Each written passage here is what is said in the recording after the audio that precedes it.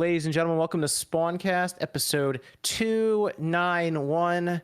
Let's see. I know we're missing Sean. He had some stuff going on tonight. I think he told people on Twitter he wouldn't be around. But Max, we're also missing Dreamcast guy. Hopefully he's back soon. He actually played through God of War, so I wanted to ask him something that wasn't like spoiler related for it. But either way. And then Miss Click will be returning next weekend. I did talk to her. She's almost done her Death Stranding pilgrimage out there. So she will be back. But still brought some people together tonight because some pretty big things happened with God of War as we got our reviews that went live. Sonic Frontiers may as well be out because my entire timeline is just people with the game. I don't know where everyone's getting it, but well, okay. Walmart shipping it out early, man. Oh, is that? I mean, I know the Switch version. Once it leaks online, it's online. I get that, but physical PS5, copies. Yeah. One of my friends, he Dark, he got it on Xbox Series. Okay. Oh, wow. So everyone's just getting it all different. It's all over. Okay. Walmart just shipped it right to him. Well, I looked at some of the footage because it's just everywhere, and I've got some thoughts on that. I actually wanted to revise my prediction for Sonic Frontiers tonight, so we'll talk a little bit about that one. Prediction? Yeah, I kind of do.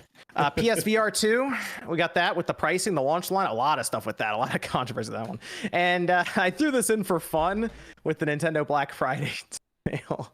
So we'll talk about that, and then a few other small topics here too. Let me go around here. We got Jordan Fringe. Jordan Fringe, how we doing?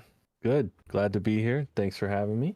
Good to have Jordan Fringe here. I wanted to get his opinion on Sonic, of course, so we'll make sure you get the spotlight on that. Resident Sonic fan here, so let's see. We got Evan. Yep. How we doing, Evan? Doing all right. Have Evan here, and we got MVG. Hello. It's great to be here. Holding it down with the Windjammer shirt. I like it. We got OJ Player Essence holding down the pre-show. Yeah. Oh man, it was fun. So yeah, it was great. Good to be here, like always. And then we got Nate the Hate. Yes. Oh, good. We didn't check with him, and we can't see him on screen, so we never know if he's actually here. We might just do that every time. We're just gonna roll the dice, go live, and see if Nate's here. I was trying to eat some sunflower or some pumpkin seeds, and I wasn't expecting to have to talk. Pumpkin seeds. You're such an old man. I saved you for last too. You could like get warmed up, like, okay, this is definitely going to be next because everyone else has been introduced.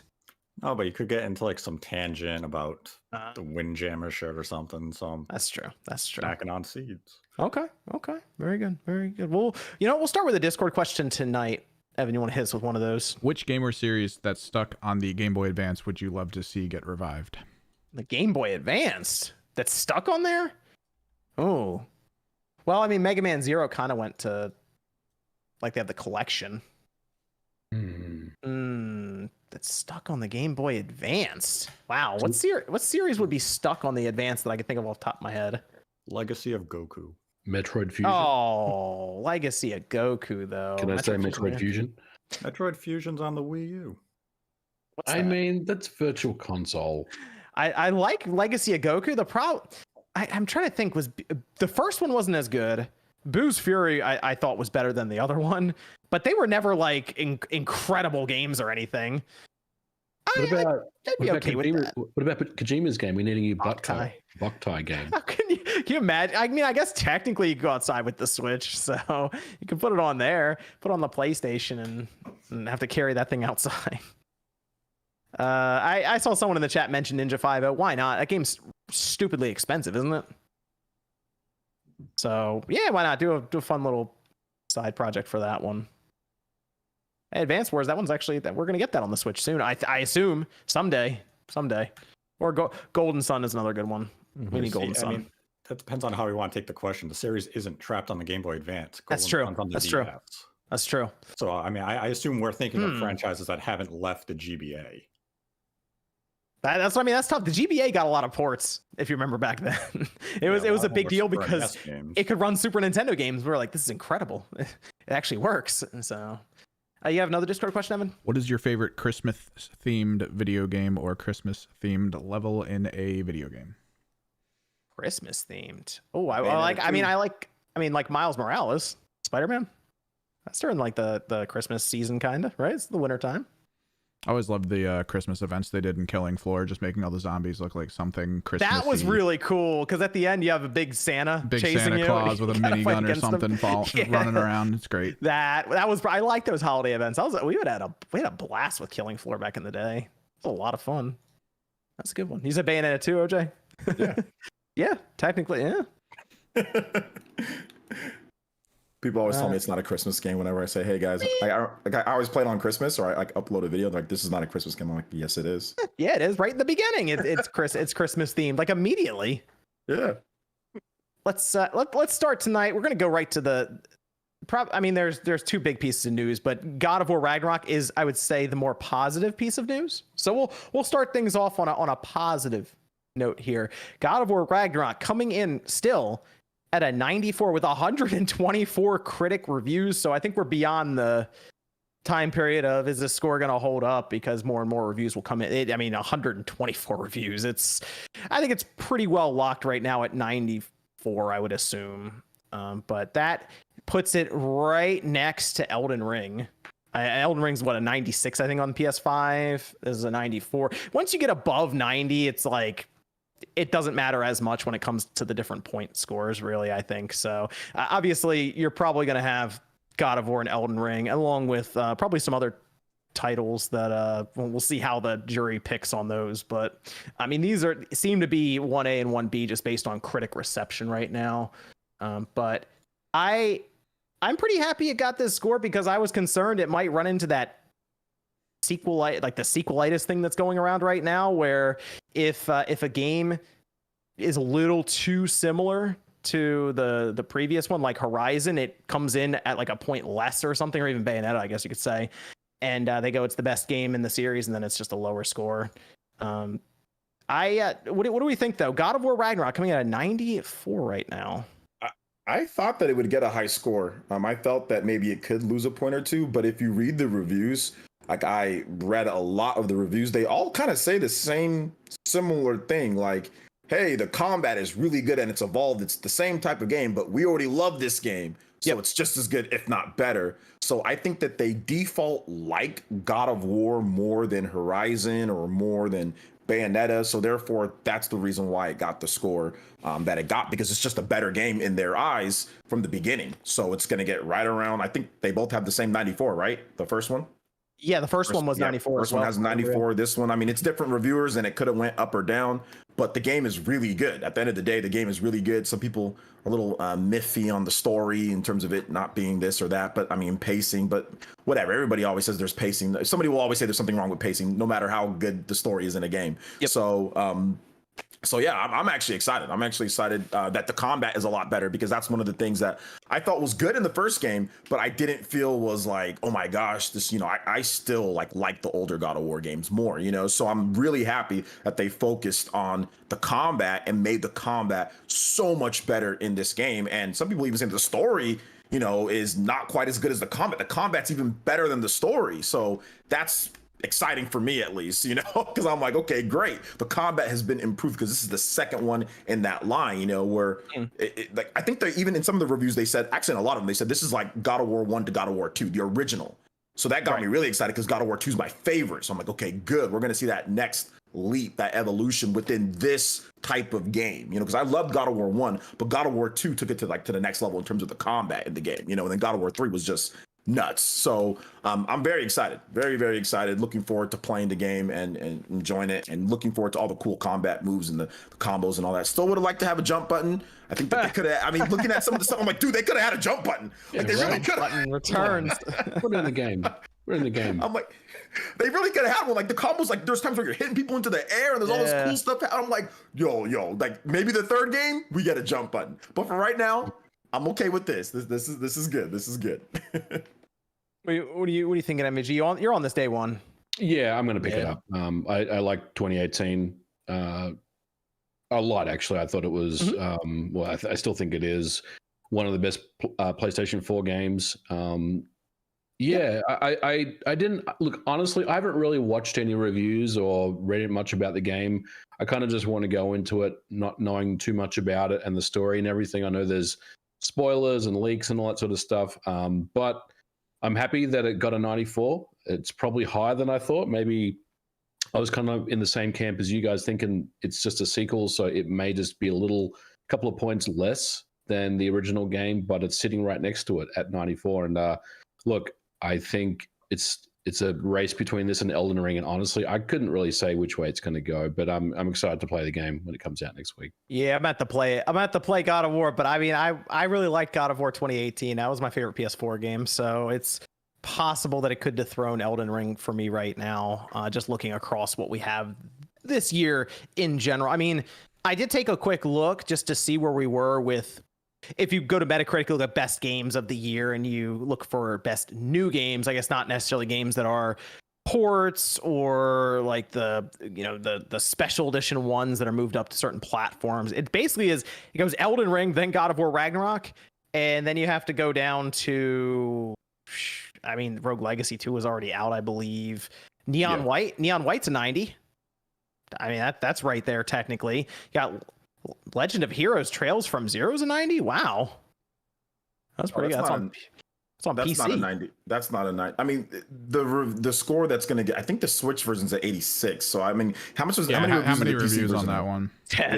Yeah, 10. Okay, yeah, because I was thinking, I know that game, it did well, but I didn't think it didn't do that well in terms of where most people reviewed it. Oh yeah, it's true. How many reviews do you think we should have for a game before we go, okay, this is good? Like, are we looking for like 30 minimum to 35, 40, something like that? I feel like 50 minimum is the great 50. way to just like. Well, Neon White has even it out. 38. That's why I was saying. It's probably close. And then Indie game too, so it's like you get a little bit more leeway because it just wasn't covered as much. It has 38 reviews. Is that on PC? It's on PC, yeah. Okay. And then Neon White on the Switch is an 88 with 23 reviews. Okay. Add them up. There you go. Yeah. And then and then I mean, because then if you average it's 89 technically. Like I said, once you get above a certain number, you start to care less about the disparity between them. Like Xenoblade Chronicles 3, 89. You throw that in there. At Last of Us, I don't know. How do people feel about The Last of Us Part 1? I don't know. That's weird because that's like the remake territory thing. Great, but I don't think it did anything to push it into that discussion, to Game of the Year discussion. So then, Agreed. Yeah. there's Tunic on this one has 8 reviews. Yeah, like they would have to do Last of Us. It would have to do it maybe a bit like if it did like Resident Evil or like Final Fantasy 7, then yeah, absolutely. You know, like If Resident Evil 4 is going to be in the it might win it next year. If you know, they changed the gameplay, you know, like incorporated the second game's mechanics into the first game, then there's a discussion there. Yeah, but it's really just the same game with, I mean, a really beautiful coat of paint, but that doesn't. Well, then we get down to Horizon, Bayonetta 3, and then we fall into things like Gran Turismo and hey, Shredder's Revenge. There you go. Usually they have an indie rep, so I think the Neon White game could be there. I think so too, yeah. I also think a game that's off the radar but could get in the discussion, kind of like a Control situation or whatever, would be like Plague's Tale. So I know that people really like that game. So that's a good point. That could be like included in there out of nowhere. Isn't there an indie category specifically? Because technically it's kind of indie. I guess it's focus a little bit, right? I think there's an indie category, yes, but there's always usually like one indie game that actually makes it into like game of the year conversation too. You know, like what we have like Celeste. Yeah, Celeste one year. We had Hades one year. Yeah, Hades. Oh man, that game is really good. I mean, it didn't win game of the year though, but it got no, but it was there. The fact that it was there, that and Celeste, it was like, whoa, this must be a really good game. You know, it's just being there next to the massive quadruple A almost games, and it's like, Hades, oh look, here's Hades. Hades is that good though. Hades is super good. So. I mean, I'm looking at this. I think it's going to be interesting because we still have some other games obviously coming up here. I don't know if we're gonna see another 90 pop up like in the 90s. That's gonna have this kind of. I mean, I am curious about Pokemon. I will say that. Not a major game. Like Pokemon's gonna be like 82, 83. I'm thinking it's going to be mid to low 80s for the most part. Yeah, but that's what Pokemon is going to get, which it's an improvement over Sword and Shield, and it'll be right around with Legends Arceus, maybe a little bit above that. Yep. So that's not going to be there. They almost treat Pokemon like Call of Duty. Like no matter what, Call of Duty is just never gonna get too high of a score. Even if people said I love the new Call of Duty, it's like a 78 or something like that. And you know Activision just doesn't care because they're printing money. So like whatever. Who cares? They don't care. Nobody cares either. Like people just buy Call of Duty every year. They can get a 54 for all that matters. They don't care. So Nate, what do you think about these God of War scores? I know Nate's on this day one too. He loved 2018. Loved it. Yeah. I mean, Nate did not like God of War 2018. That was a great review. I was not a fan of Yeah. 2018, and based on the reviews that I've read for Ragnarok, it's sounding like an iterative sequel. So Ragnarok really doesn't have my interest right now. But for those who love 2018, it seems like you're going to get a very worthy sequel to the game you enjoyed. So I'm happy for those who will be playing Ragnarok, and I hope some reviewer out there, or maybe someone listening, or even on the panel right now, uses the term The Godfather Part 2 as a title for a video about the game, because it's just too perfect to pass on. Nate, what do you not like about God of War 2018, the new God of War? No jump button. I didn't like the pacing of the game. I just found it to be too slow. It's just not the game I want from a God of War. Is the easiest way to put it. You want the over the top, violent, crazy jumping everywhere, like ripping the eyeball out of the Cyclops. I want what God of War was in the original trilogy. Yeah. The style that they went to is a fine direction. I understand why they had to go back to the drawing board and evolve the formula. It's just not the style of game that I want. Okay. Yeah. I'm in that same boat. I do like God of War 3, God of War 2. God of War 3 has the best combat in the series to me. God of War 2 is my favorite one. But like this new direction is like, it's like, I still love God of War, you know? Like I was still like, there's something about it, even though 2018, I was definitely not as hyped as everybody else, but there's just something about Kratos and just something about that series that no matter what, I'm gonna play it. You know, like I played and beat every single God of War game pretty much day one. Like I always beat the God of War games, whether I like them or not. Hell, I hated Ascension. Still beat it. Still play. I am curious. You know? I am curious about Atreus, and obviously he's grown up. He's bigger now. He's handling weapons differently, and curious to see how everything comes to a head here. With they have Thor obviously showing all this, so I feel like that we're going to get some of those ridiculous, large, over the top battles and everything. Oh yeah. Absolutely. And also, are you going to play it, Nate? Is Nate? Are you going to play the game at all? Ragnarok? Yeah. If I have like a friend who buys it, I may borrow their copy, but I'm not intending to buy the game anytime soon. Nate, have you beaten Plague Tale yet? I have 3 chapters left. You piece of shit. Get on that. I haven't had time this week to sit down with it. And then when I do have time, I'm like, do I want to play this right now? I'm like, no, I'm too tired. I need to be too many games, man. You're about to gain an hour tonight. Do it. There's just too many games. Finish it off tonight. There you go. I also noticed that Gene, I was like MVG. I was being a little careful with the reviews. I didn't want to see too much. I didn't know if anyone would just randomly show up and be like, oh, here's one of the ending bosses. Let me tell you about this game now in the review. So I was a bit concerned that could happen, but I did see Gene Park had written up some different things about the side quests and how meaningful they were in the game, and how you definitely don't want to skip them because you'll get good rewards, but also good story progress and different things. So yeah, he said better than Witcher 3 side quests, which I really, really liked, by the way. So that kind of got me kind of excited about the game. When he said that, I was whoa, okay, this could be really good. Okay, so that's the one thing that I was hoping they would explore a bit more, because they did sort of do that thing in God of War 2018 where they almost went to like, hey, this is like not a large open world, but it has that feeling of go anywhere, do what you want kind of thing. But I feel like they stopped a little short of really exploring that with something like these side quests. So that's something I'm interested in. But I also feel like then it's going to end up being this 40-hour, 50-hour game just because I keep doing that thing where I'm like, oh, what's over here? But hey, if the side quests are fun and interesting and they get good rewards, I'm fine with it. So looking forward to it. I'm really excited for this game to release. That is on Wednesday. So they're doing that thing where it's middle of the week, Odin's Day. So don't have to wait till Friday, which means that when we pick it up, we'll actually have a pretty good amount of time to play it for next week's podcast and talk a bit more about it, spoiler free. So I'll try to beat it by then, because I just kind of want to go through it, because I have way too many backlog games. I just want to get to the end of it so I can not get spoiled potentially by thumbnails or anything else. So that I want to rush through it. Yeah, that's true. Getting spoiled is a problem, you know. When I read reviews though, I just go to the Metacritic, and I just go to you click the review, and it just says like a little point at the end. They just get like the last paragraph where they just kind of summarize things a little bit, and that usually doesn't spoil anything. So I was very careful with the video reviews. I didn't want to see bits of combat. Video review, don't ever look at don't look at any video reviews. No. Jordan, you in on this? You in on this day one? Yes, I am. Ragnarok? I'm excited for it. I got the Jolnir edition. Nice. Okay. You know, you say you could have Thor's hammer. That's kind of cool. And a You are all digital about those download special code. editions. No, You know? yeah, download. That's the. I swear I would have bought it if it wasn't for that freaking download code instead of the game, like the actual physical game.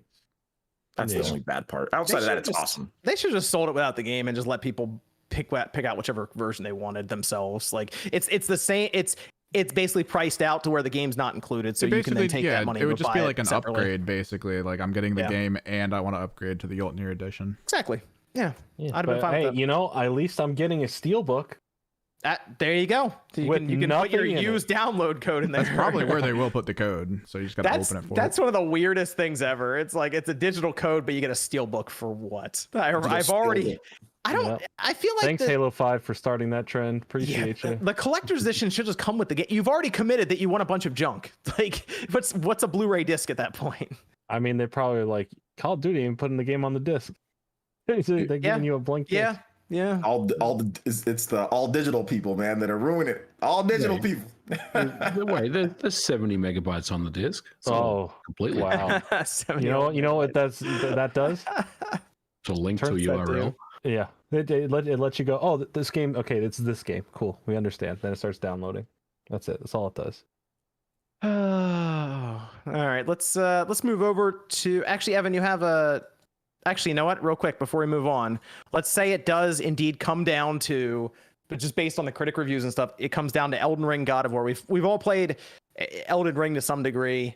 We haven't played God of War yet. Just blindly, we'll say who do you think wins it? Because we won't have any actual effect on the.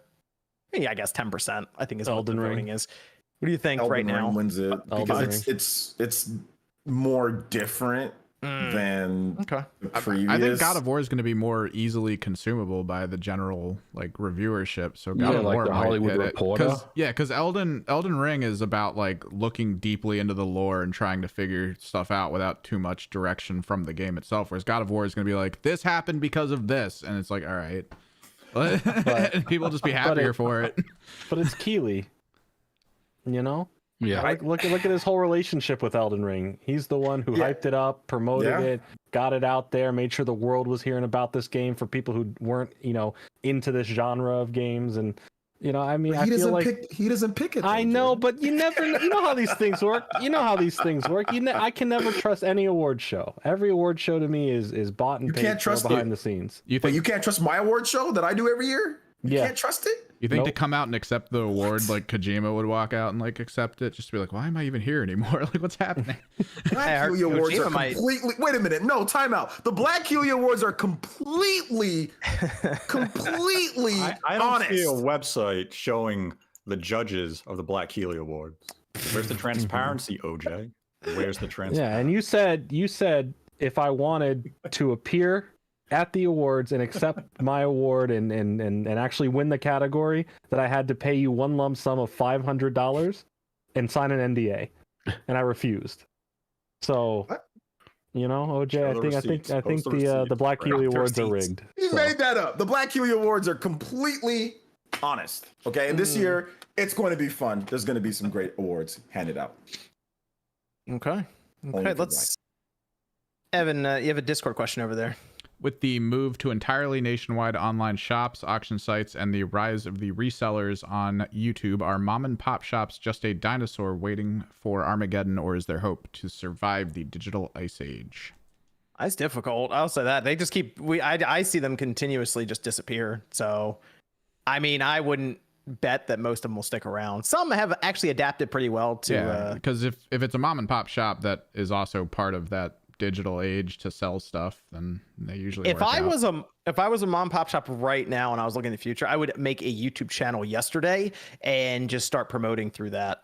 I mean, that's what Pink Gorilla does, right? Like they Twitch stream every day, and then there's another double jump games, whatever. Like a lot of these mom and pop retro game stores and stuff.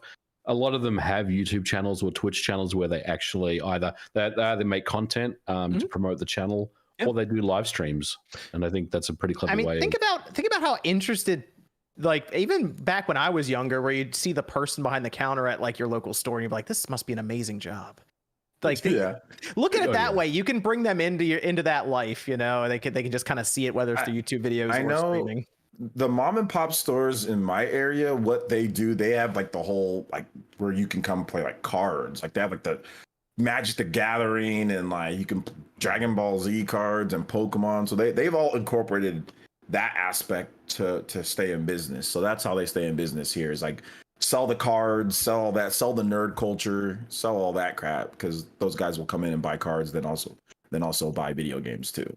Yes, but definitely embrace the digital side of things, and hey, get on there, make a couple of videos, see what happens. You never know. You can make an entire series about your life every day at work, and maybe people will go there and then buy stuff. All right, let's go. Actually, Evan, you have one more Discord question? I'm going to pull up the PSVR 2 stuff. Well, in that case, are we any closer to solving the glasses ceiling for these VR headsets? Oh, gosh. Okay, so this is... John's not have to worry about that anymore. Yeah, dude, I don't have to anymore. I got contact lenses now. That's good stuff. It's good stuff. Apparently, there's prescription things you can actually put in the headsets that are specifically designed for them to help out.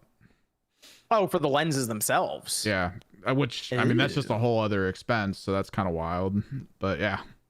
PSVR 2, we got the price, we got the release date, we got the details on how to pre-order, the whole 9 yards. There was immediate sticker shock. 10 seconds after they announced it, everyone was like, hold on a minute. Because the price on this thing, base, it's headset and controllers, $549.99. If you want a game with it, the pack-in game, Horizon Call of the Mountain, they move it up to $599.9, and they also have a controller charging station. This would be for the touch sensors. That would be $49.99. Coming out in February. So, and a month, 2 months into next year. So we're like 3 or 4 months out. And as soon as this got announced, like I said, people saw that price and they were like, hold on a minute, this is way more than... There were people who thought this was going to be like $350 to $400. I saw this online quite a bit, and I went back and listened to our podcast.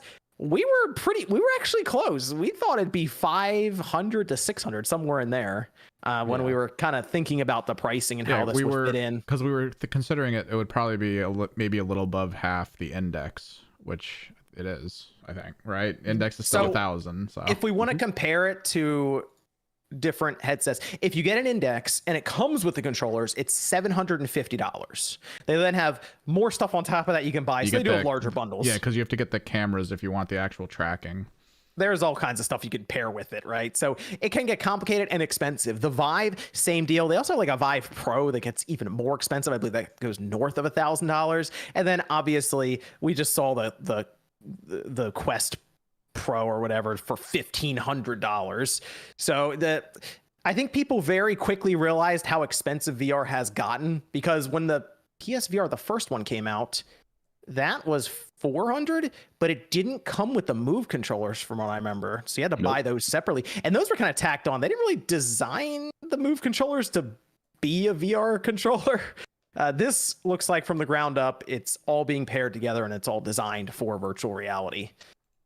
So the pricing, how do we feel about this? Because I have concerns about this thing actually catching on at this kind of a price, just based on the reaction, where obviously the PS5 audience isn't necessarily an audience that's into the Index or Vive or anything to that nature. Maybe the Quest 2 or something, but like this is for a lot of people a new world for them. I think the price is totally fine at $550. You know, we said it was always going to be more expensive than the base console. I think anyone that kind of felt like it was going to be like $399 probably needs to look at the VR market in more detail and take a look at what's out there and what specifications. I mean, people are saying, you know, the Quest 2 is a lot cheaper, but you know, the Quest 2 is not at the same specification level as this. Right. But I do agree with you, John. I think it is a risk selling it at $550, because at least the launch lineup looks really kind of thin as far as anything that's compelling that I would say that I want to buy. And it's still not PC compatible, so it's still not like usable for your already existing library. They did announce 11 games, which I have here: the Dark Pictures, Switchback VR, Crossfire, Sierra Squad, the Light Brigade, Cities VR. Some of them just look like rail shooters. Like, that Yeah, a was lot it. of them look like rail shooters. Osmonius High, Hello Neighbor, Jurassic World, Pistol Whip, Zenith, and Yeah. After the Fall, Tentacular. Yeah, I didn't see anything on that list that like jumped out, and I was like, okay, I need to go get this thing now. Yeah. And we know that Capcom is committing VR stuff with Resident Evil.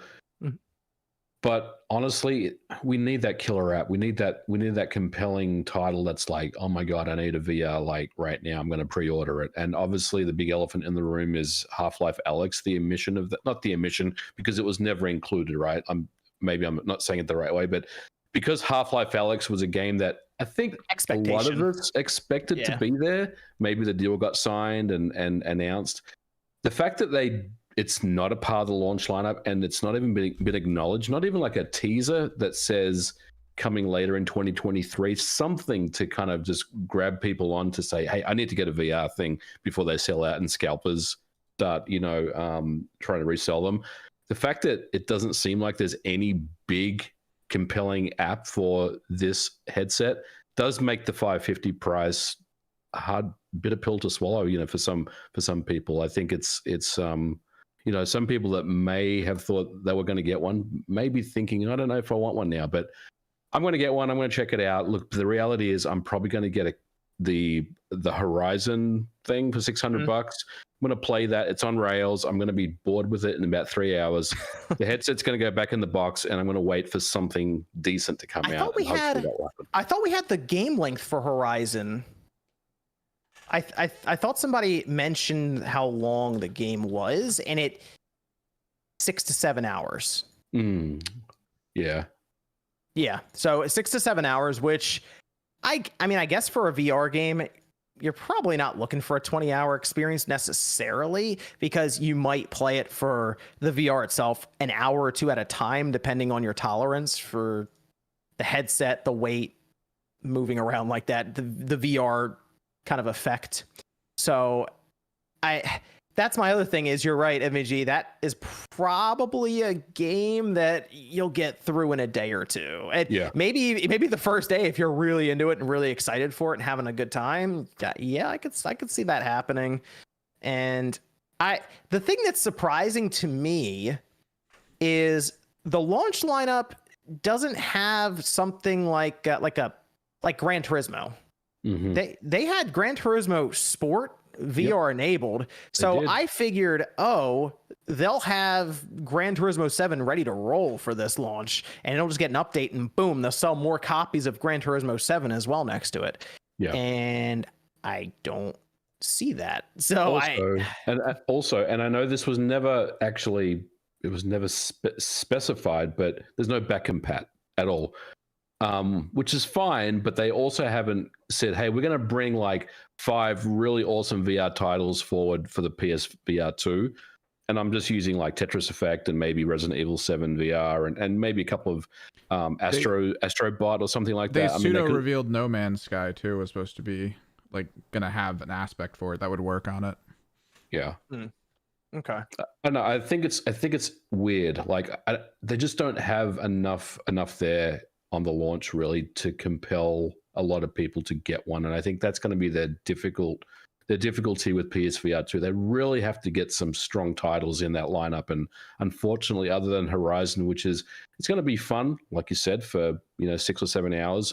Other than that, there's nothing really that compelling. What do you think, Nate? Well, I'm looking at the list of software that they announced alongside the pricing of the unit, and only a handful of them actually say you can pre-order them starting November 15th. So the 11 games they announced last week are not they're not indicative of an actual launch lineup. We don't know the launch day lineup yet. Okay. So this list could still expand as we get closer to launch, or at least get more detailed. So right now we don't actually have concrete details as to what's launching. So we can hope that there is something more there. But to MVG's point, you would think that they would want to detail if they had a heavy hitter ahead of pre-orders going up in 2 weeks to give incentive to users dropping $550 or $600 on this accessory. The big drawback to PSVR 2 right now is, as you were mentioning, the lack of backwards compatibility, and that we are essentially in the dark to which PSVR 1 games will be getting the free upgrade path or just getting upgraded even for a minimal fee.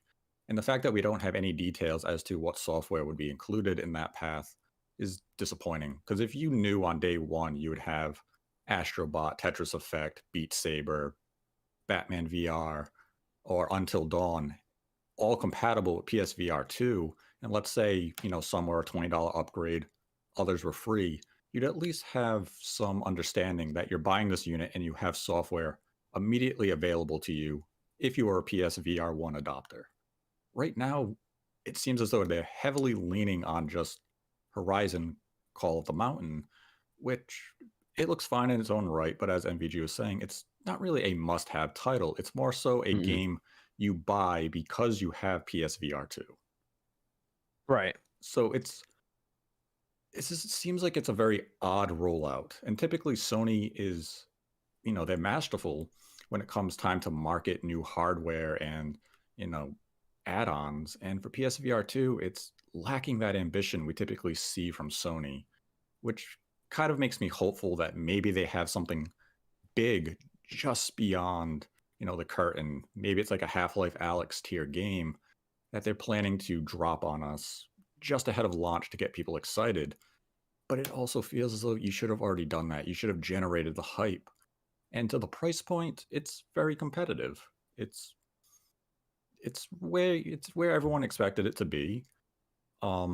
As for mass adoption, it's too high if Sony is looking to expand PS or VR to a more casual audience.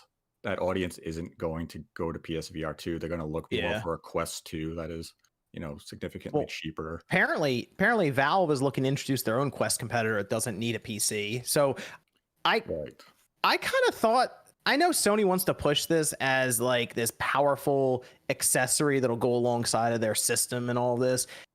Kind of feel like they may have had a shot at almost having another system. I know they can't necessarily, well, they could try, but they haven't had success supporting two systems at once. But I almost feel like Sony could have done their own all-in-one VR headset if they really wanted to. If they were fully invested in it, I think they could. But what we've seen from Sony just time and time again is that they bring out these types of concepts.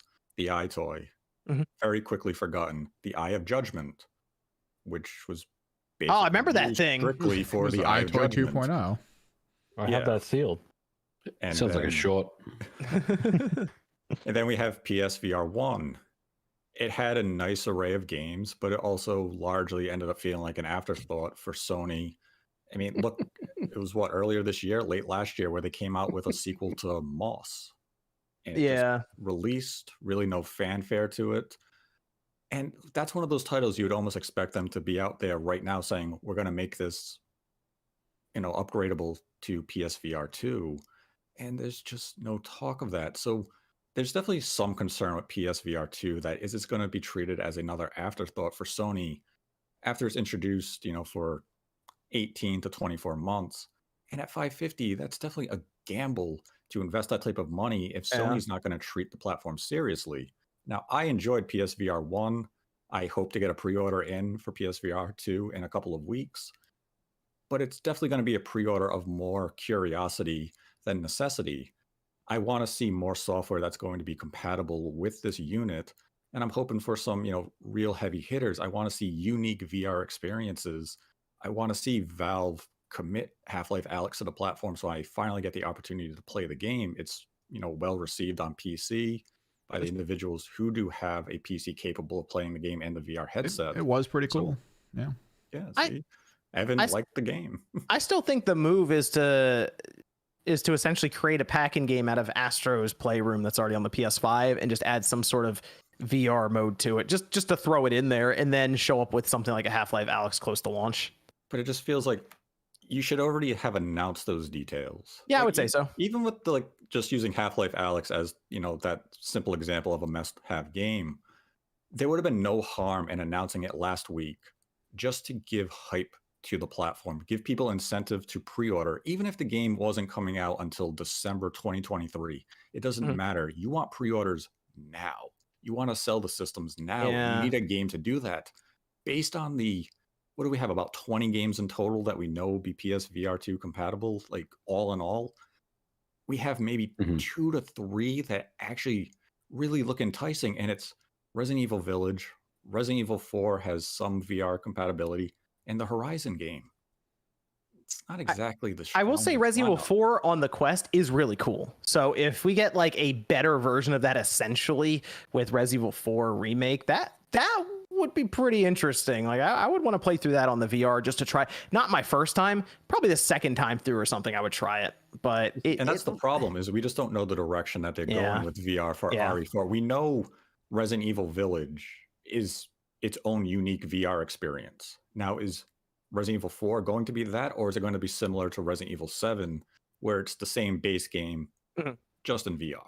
Same game, right? Same game. Maybe. Hopefully. Maybe it's something a little experimental, which, if done well, could be really cool. It's just the fact that we have no details would indicate to me that Resident Evil 4 VR could be late 2023, 2024. We don't know. And that's really hard to launch a platform with so much uncertainty in the air right now. I'd like them to get creative with the VR, do some weird stuff just to make it interesting. And I think Evan's right. I kind of am surprised there's no PC compatibility right now. I mean, people can probably make drivers and make it work. We see that happen time and time again, but it's weird that Sony, who is pushing a lot of their games to PC, wasn't just like, hey, anyone on PC can pick this up. Look, it's a better deal than the Index or the Vive. It's cheaper. We have these nice screens, all this technology in there. Go for better resolution. I think the field of view is close. I can't remember what it was. It's just the frame rate. The frame rate's a little less, but I mean 120. So, but it's comparable basically, and it's cheaper. And it's like, look, you can and hey, eventually we'll bring some of our games over, like Horizon and whatever else is down the pipeline, and you can use this cool headset. So that's the one that did surprise me, along with the backwards compatibility. But I think Nate already mentioned it wasn't gonna be backwards compatible a while ago anyway. So Nate mentioned it like a year ago. Yeah, MVG and I discussed it back in January. So I feel like a lot of people who are into tech are gonna buy it immediately, and then it's gonna be the second wave of buyers if Sony can hold that up or not. Because for example, like I don't think OJ's like, you saw this. I looked at this and I said, OJ's probably laughed right now at that price. I'm not a VR. Yeah, he's not a VR guy at all. I mean, I have a Oculus because Facebook, or is it Meta now? Whatever. They sent me one. Yeah, you got to call them Meta. They'll come for you. Yeah, Meta. They sent me one, and I tried it, and I'm like, this is stupid. I'm not going to be sitting here going like this. And let me tell you one thing, OJ. If you ever get like a gift card or for whatever reason for that store, get Resident Evil 4. Or if it ever goes on Resident Evil 4. Oh, you did? Okay, you do have it on VR. Dude, that was such a cool experience. I mean, I'd rather just play Resident Evil 4 like regular. Like I'm just not. I thought it was cool. Like, be able to grab the gun off your hip and like hold it and like reload it. That's kind of fun. I guess it's cool in like for certain like short bursts. I think it's cool, but I don't like having something so damn close to my eyes. Like that's the one thing. Like I don't like having a screen like right next to my freaking eyes. Like that's just annoying.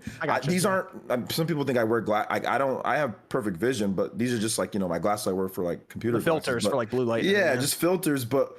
I don't like having something that close and like a screen. Like I don't sit really close to my TV. I don't pull my damn systems up to my face. Like I've never been a fan of that. Like I like sitting further away.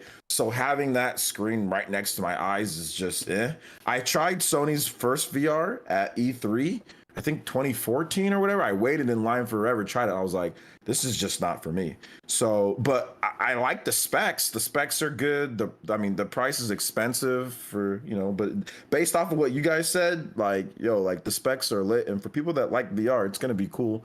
It's just, it's just not for me, but that's okay. Everything doesn't have to be built for everybody, Yeah. Maybe one of these days I'll get it, or maybe Sony will send me one. There you go. They won't send me one. But yeah. Well, okay. What if Mass Effect has a VR mode in it? If Mass Sign me Effect up. has a VR mode, I'll have to try to play it. Jordan's It's in. like- yeah. I'm in on Yeah. VR in general. Oh yeah, but- okay, Jordan, you're in on this. But if Mass Effect heavy, I'm double in. Yeah. You're you double know? in. Yeah. I'm Mass double in. Effect VR, I'll try. I mean, I'll try to see if I can play that somewhere. I'll try to check it out because I think that might be kind of cool. I just wouldn't want to play Mass Effect like the whole game in VR. Would it just be VR over the shoulder? You're just over the shoulder, like pointing at things, like shoot at that guy. I mean, I do like the sense of depth that they give you with VR, where it does feel like you can look around corners and stuff with it. But I will say I played Resident Evil 7 on the PS4 yeah, completely in VR mode, like Oh, from wow, start to okay. finish. And I didn't it go was- start to finish. I just it played was- around with. I was like, It was phenomenal. Like I played for like 2 hours and took a break, came back another 2 hours, but it was phenomenal. It scared the absolute shit out of me, Horror especially games work- the first half of the game. Horror games work really well with it because VR is just your senses. It's vision, sound, all that, and that's what horror feeds on. It wants you to feel like there's someone behind you. It wants that to happen. So like that's where VR thrives. Did you try Gran Turismo with it when they did the update for that? At first, it wasn't great because they had one AI driver that would go against you. I think they updated eventually. Dude, that was the weirdest thing because I didn't try Drive Club VR. I think when that came out, I did. With it, And that- I didn't try that when it first dropped. I kind of lagged behind on that. I did the shark caged one. That was weird. But Drive Club was probably the only game I ever played where I felt like I was going to be nauseous. Like, dude, it was that so really weird. messes with you. Yeah, because like when it first starts up in Gran Turismo, the whole menu's 2D basically, and then it drops you in the car, and you're like, "Whoa, what? Hold on!" Yeah. And then you get that motion feeling to it. But that with better visuals on the new Gran Turismo, that would actually be kind of cool to try out. Or Wipeout. Then you can definitely like throw up And in the even- first 5 minutes.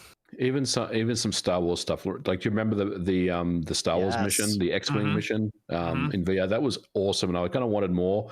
But you could tell it was number one. They only just added it in as an extra at the end of the game. But having something with like the fidelity and the tech specs of the VR2 stuff, I'd really be on board with something like that. That'd be really cool. We'll see what happens. The first PlayStation VR did sell 5 million units. I'm not sure how this one's going to do. I feel like people are a little surprised that it's more money than the console because that does look weird on paper. It's like the PS5 is cheaper than the headset. Yeah, I'd say it's weird. cut it in half. By $200 even, the digital PS5 versus the Horizon bundle, 400 versus 600. It only works on PS5, right? Yep. Yes. There's Yep. no PC. Not on PC or PS4. So yeah. Nope. Yeah, it looks weird. It does, I will admit.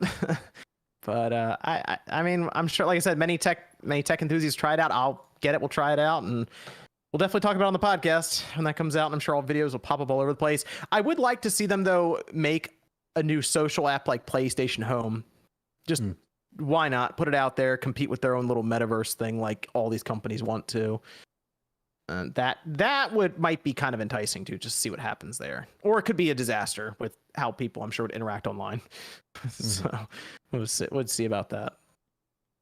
Evan, we have a Discord question over there. Now that we're 2 years in, is it fair to say that the current generation of consoles simply don't have the power to achieve 4K 60 FPS without heavy compromises?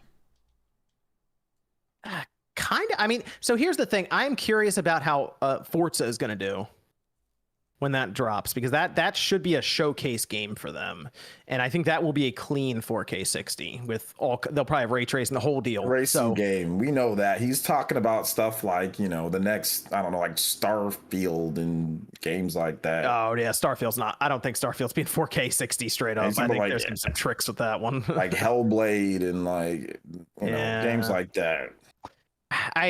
I'm curious how. Okay, how about Spider-Man 2 from Insomniac on the PS5? That'll be an interesting one too, because we are seeing all of these modes, and a lot of these companies now, especially Microsoft and Sony, especially, are starting to really use that variable refresh rate. Yeah, like, post dynamic resolution as well. I don't want to say as a crutch, but definitely as like a, hey, you might want to get a display that has this because we're going to use it a lot. With that 40 FPS mode, and it's all over the place right now. But I mean, maybe here's my problem though.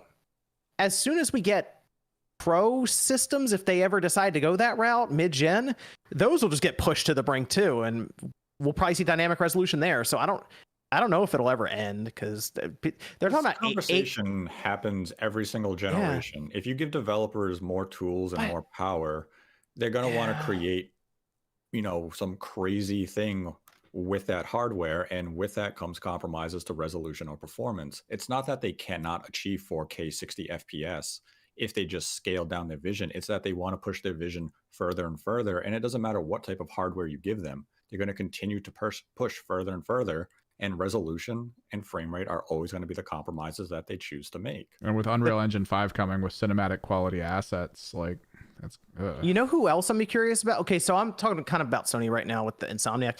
I mean, we heard about 8K even right now. Like that's a big push for these video cards is 8K, and I'm like, I remember specifically the push to 4K from 1080p because it's noticeable. You go from 1080. Some people say they don't. You could tell. Like you can tell. Yeah. But it's the anti-aliasing. I will say, 4K to 8K is not that noticeable. You kind of see it and you're like, I mean, kind of, I guess. It reminds me of the ray tracing thing that they tried to put over for Halo this week. And everyone was like, I guess. So it's not worth the performance trade-off. I will say that. So I think this push towards 8K is almost being forced. And I'd rather 4K just be completely conquered. 4K 120, no questions asked. We're good to go. So it'll always be a locked 60, all these different things, but not 8K. I just don't care about it. It's on the box, man. They gotta deliver it. Why did they put that on the box? Put 8K on the box. That's crazy though. So for the Xbox side, the Coalition, I'm looking towards them because they seem to have become absolute experts of Unreal, and they did some pretty impressive stuff with Gears of War. So whatever they're doing, I don't know if is it a new intellectual property, is it another Gears? They would probably be the ones that would push 4K 60 for something that's not a racing game, as an example. Their first game is a new IP. I wouldn't be shocked then if they push that. They are very good at that kind of thing. So, and they're definitely intertwined with Epic with that Unreal Engine pretty heavily. They're the ones who did that tech demo for Epic at one of their shows. They did the Matrix. They also there you go. They did the Matrix as well. So they know what they're doing. So that would be the company I'd look towards there.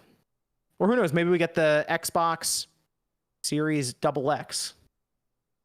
Go on. Yeah, or triple X, quadruple X. No. Hold on. Don't call it that. Hold on. Wait a minute. Get Vin Diesel in here. People already have that.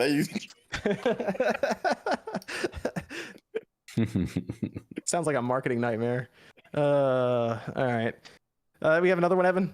Given how much John talks about third-party controllers, I was wondering if anyone on the cast has a recommendation for a PC, Xbox, and Android controller that is not a first-party Xbox controller like you recommended last time. Look into the 8-bit DOE series. It's really good. 8-bit. The problem with the Xbox, and it's something they run into, is their wireless stuff is a bit different than everyone else's from what I remember. So it's actually kind of a struggle to find one that apps, because I think even 8-bit DOE had a wired one for the Xbox. Let me double check, because I know on the bottom of them they usually have a switch that goes between it, which sometimes changes the way it works. Yeah, so either way you would probably need some sort of USB plug for it, which isn't a big deal now because systems have several of them and you can hide it behind it. But 8-bit DOE is my go-to company right now for controllers, especially with their latest one, which is very good. So that would probably be my recommendation. We were talking about this Nintendo Black Friday thing very quickly. I put it in as a topic for the title because it is really funny. Because their big Black Friday thing is once again Mario Kart. Let's go. Mario Kart bundle. Oh, Scott the Law's getting ready to buy all of them. What was this, 9 years running? Every year the Switch has been out, it is the Black Friday 8 bundle. years running? Hey, it keeps working. Why change up what works? But here's the interesting thing. Well, they changed it once because they put the Redbox Switch in there. Oh, They couldn't keep doing the first one. Is it? They didn't really change it. It's just been Mario Kart. It's been Mario Kart Deluxe every time. It is Mario Kart 8 Deluxe every single time. Every single time it's Mario Kart 8 Deluxe. It hasn't sold enough. They really need to get that game into people's hands. I'm so sick and tired of Mario Kart 8. I know. Like, I am like so sick. I can't even stand to play the game anymore. Like, That's who it should It's been a bother. Is decade. anyone who wants a new Mario Kart should just hate this bundle. It's been a decade. I'm just so ready for a new Mario Kart. Like I can't even stand. I don't even play Mario Kart anymore. I don't play any Mario Kart. I'm Wait, is tired it of all of them until I get a new one. Is it the OLED or is it just the regular? It's the regular Switch. Damn. Yeah, I know, right? OLED, Mario Kart 8. Like I'm so ready for this game to be done and for them to move on from Mario Kart 8. But now because this is being bundled with it, it's going to sell well. And once again, they're going to be like, we don't need a Mario Kart. Look at this. It sold 3 million copies throughout holiday. No problem. People like that bundle. It's just easy because It's easy. It's easy. It's easy and it's the game there. And I think didn't they even throw in like 3 months of online. Yeah, 3 months of so it's like wow, 3 months of online plus like the game that everybody has. Yep. And like you go on Mario Kart, there's still people playing like it came out yesterday. Like, that's the If you're a parent, you just buy that and you're like, all right, I'm good here. Or a grandparent or something. They want the Switch? They good with Mario Kart? Here. There you go. Dude, Hold on. Even the new tracks that are coming out, like I'm just like, I can't play this. Like the last tracks that came out, I was just like, yeah, it's cool. The tracks look great, whatever, but like it's just the same game. Like it's just I don't care how many tracks they add. I need some new mechanics. Like I need some new stuff, man. Like I can't. It's cool for people who want the bundle, but I can't believe they haven't tried any other game in there just to try it. Hey, here you go. How about 1-2 Switch? no, that will devalue the bundle. Wasn't it supposed to be a new 1-2 Switch? Buy the system, not leave it on shelves. Wasn't it supposed to be a new 1-2 Switch, which they wasn't there an interview saying they didn't want to release it to destroy the Switch's reputation? Okay. How about you drop Mario Odyssey in instead? No, that game sells. That They're like, sells. no, they get money for that game. But see, that's the thing. Mario Kart 8 Deluxe still sells, and they're willing to bundle it. Yeah, That's true. I feel like they just have them, and they're like, whatever, just go and ship them. But what's more appealing to like that the casual audience is Mario Kart. You know what's weird? You know, I think a month ago I saw this bundle at Walmart. Really? Yes, I think I may have taken a picture of it because I was like, look at all these Switch systems. should have bought it then resold it. Dude, I'm telling you, I saw it and I'm like, wow, this is still here. This is still a thing. I have to see if I feel like I took a picture of it because there were a bunch of OLEDs there and I'm like, this is odd. And that's the thing. I still see this bundle in stock at times. So I don't know. I guess I don't know if they have them and they're just sure we'll save them for next year because we'll do it all over again. I was hoping for more creativity. Although they do have some other games like Zelda will be $20 off, so that's $40 now. Hooray! Isn't Clubhouse Games 30? That's a good pickup. Get on that. Clubhouse Games at 30. All right, Clubhouse Games is good. That's a fun game. I think they have Animal Crossing. I think so. I think Animal Crossing is one as well, and then they just put over all their. Oh no, it was Link's Awakening, Bravely Default 2, Fire Emblem Warriors 3 Hopes, which that one might be no, Mario Party Superstars is on there too. Mario Party Superstars is a good one to pick up, I think. That's a good title, and then Mario Kart Live Home Circuit, which I don't know if that really is Mario Kart Live Home Circuit. I feel like that was. Nintendo released that thing and it was gonna be a really big deal, and I just don't really see many people talk about it anymore. Your next Mario Kart, and no one wanted to play it, so they went back to 8. I think it kind of fell a bit more. Everyone realized you had to be kind of close to the remote control car, and you couldn't take it outside and create crazy tracks. And yeah, there are a lot of hopes for that. And then we found out reality. We realized it's made for children in a house, not for us adults who want to do stupid things. Like most of the games, yes. Evan, we have a Discord question over there. Yeah. Some super chats too.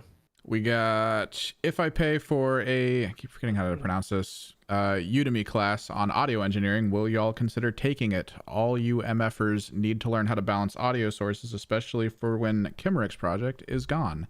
Y'all are going to blow out my car speakers one of these days.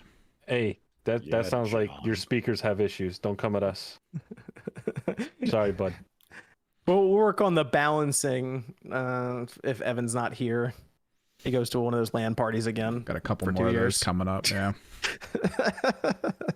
How long's the next one? You there? I'll be back in 2024, guys. It should be a week at the end of the year at least. Okay. Yeah. Okay. That's like the Christmas season. The yeah. Oh yeah. That's cool. You got another one, Evan? Mr. Beast is pursuing funding, and reports says he's valuing his brand at 1.5 billion. What does Spawncast crew think their brands are worth? Not that. About however much it costs to go get a McRib. Incredible. 1.5 billion. A medium fry and a Sprite from That's crazy. McDonald's. Maybe My a couple channel's sweet with and the sour packets. A McRib and maybe Astral Chain. Like I mean, you go look at Mr. Beast and the kind of the pull he has on You can YouTube. Yeah, I mean, it makes sense. But 1.5 billion, I saw that number. I was like, wow, that's more than I thought even. But hey, I think he started counting to like 100,000 or something in his room. I mean, you made it. You made it. You see, this is from I Live for Retro. Do you think 2023 will be similar to 2017 for Nintendo with Mario, Zelda, and new hardware coming out? Let me think. Zelda? No new hardware. Yes. Mario's Mario, yes. New hardware. Yeah, actually, yeah, I think so. I think we will have all of those next year. They're going to announce it, and then it's going to be 2024. Watch. They could. But do I get credit then if they announce it, but it doesn't release? I don't know. They're going to announce it, and then it's going to be. They're They're going to announce it in 2023. Then it's going to release in 2024. Watch. But did they throw away their holiday? What holiday? Because they'd announced it in like October then, and then just not. There's no need at that point. There's they'll no have need. Metroid, right? Metroid? You- Anyone? No. Metroid's gonna be cross-gen. It has to be at this point. Where's this coming from? I'm kind of. Wait, a new Nintendo Switch? I'm on Team Cross Gen for Metroid Prime 4. Metroid's cross-gen. I've kind of decided that I want Metroid Prime 4 to be made for the next Switch or another system. You can't just push that out and not elaborate. Is there something? Just bought a Switch OLED. Here's the reason why. Let me elaborate. Here's the reason why. I think that they wanted to do a pro system, but the chip shortage and they lost their opportunity. It's already been too long, so it's not going to do that. They're just going to move to the next thing. It makes no sense to launch the new system if you're not going to launch it with Tears of the Kingdom, which they're not going to launch a new system in May. What's the point of launching it later afterwards without Zelda? That doesn't make sense. So that's why I think it's going to be the following year. When it comes to Metroid's been, how long has it been MIA? They're clearly rebuilding it. And we just had a Metroid game a year ago. Yeah, that one's great. But Metroid Prime, that one's fantastic. But Metroid Prime, so they're just going to hold on to that. Why release it on Switch only when you can probably get more people to get into the hardcore gamers to get into it if it comes out on the next Switch too? So it's already been held back this long. Why not just hold it for a little bit longer? Announce it in March, release it in May. I like the way you think. Pro model. You said announce it in March. Announce it in March. Drop it in May next to Zelda. Yeah, I'm telling you, there's no. See, the reason why I say this is because we got so hyped. How many years in a row did we get hyped about some type of? Not enough. Not enough. No, and then they blamed you guys. What do you mean not enough? They blamed you. They were blaming, pointing fingers at all of you guys. So I'm here to make sure that you guys. Well, not you, Jordan, but yes, you. John, people were blaming you and blaming RGT and even blaming me, even though I was telling people, hey guys, like, yo, this pro thing, we gotta wait and see. And ended up being a Switch OLED. So if I were you guys, I would just slow your roll, chill. Hey, I said it was all we heard was gonna have a 7-inch OLED. Hey, yeah, I finally got my first OLED. Anyway, March, announce in March, drop it in May. Did you get the Pokemon, Jordan? Yeah. Nice. Oh, there it is. I'm debating because it's like I want to play on the OLED, but I usually keep the Pokemon switches sealed. So now I'm like at this weird conflict. But I'll probably open it and play with it. Keep that baby sealed and just buy a different OLED. No, I feel like this one's so in abundance. I feel like no one had an issue getting it. So I actually got one. Mine's coming next week. So yeah, I'm picking up mine next week. Yeah, it wasn't that hard. They had at first it was sold out, but then they had like another whole big wave and people were just buying them. So looks like they got a lot of them. Let me see. I think Jordan, I would open that up and take a look at it because the back looks pretty cool. I will say that some of the videos that were getting posted up, the kind of the graffiti style in the back looks. It's sick. Nice. Yeah, at least take a look at it. Then you put it back in the box. Yeah, that's what I usually do when I get. I'm like, that's dropped. Nice. There's the back of it. Nice. There it is. It's all scarlet and violet. That's crazy. Who would have thought? Let's see. This is from Tijo says, do any of you guys play mobile gacha waifu games like Fate Grand Order or Hatsune Miku Colorful Stage? Be honest. You know it. I think people Absolutely. consider All the time. Genshin a waifu game, so yeah, I do. Okay, Seven plays Genshin. There you go. Yeah, there you go. Genshin's that's a world that I am never aware of until it trends on Twitter when they announce something. Then the entire like social media sphere explodes about Genshin Impact. It gets So- pretty big. We love Genshin over here. This is from Paul Gale Network saying, anyone try Ghost Song? I have some Steam codes. I have not. I have not tried Ghost Song. Yeah, you get Paul gave me one. Thank you, Paul. I appreciate it. I'm not a big Steam person though, but I'll definitely check it out since you gave me a code. This is from Khalil saying, OJ 80 hours in, Kasumi made me mad. 80 hours into what? P5R. Oh, P5R. Oh, enjoy. There's more. Yeah. That game just goes forever. Jeremy says, hey, Jordan, wait, do you remember Sitting Ducks? Is that the like 2001 like Cartoon Network show? I feel like that's what it is. I mean, I don't know much about it, but I feel like if that's what you're talking about, let me know in the chat because that's what I can think of.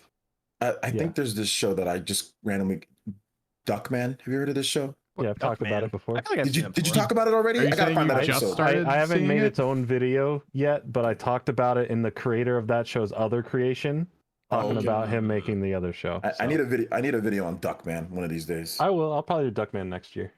Nice.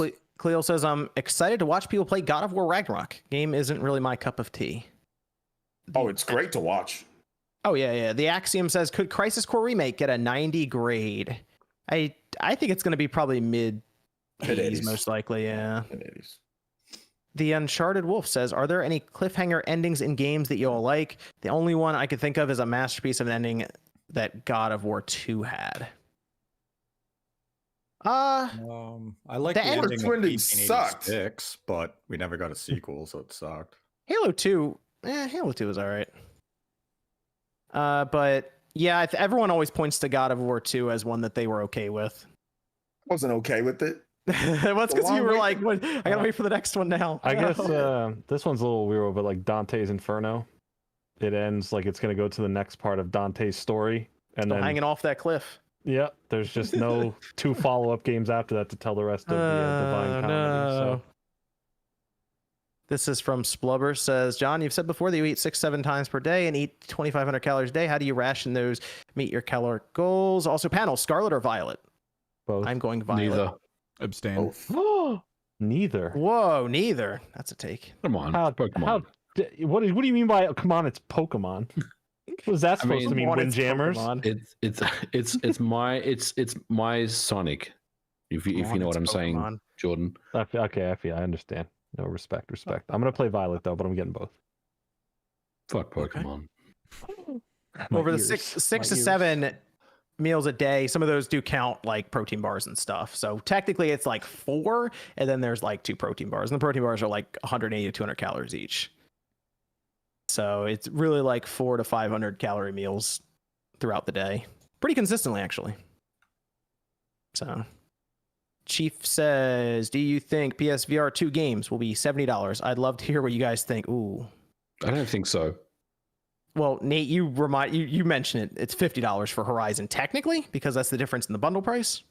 Yeah, so that's the only price we actually have as far as PSVR 2 games I can tell right now, unless we look to like some of the Steam VR games that may be coming over to PSVR 2 that we can assume would be priced, similarly. What's But Half-Life Alex on that's 60. It's full price. That'll be 60, I assume, if that came over. I don't think they'd move that to 70.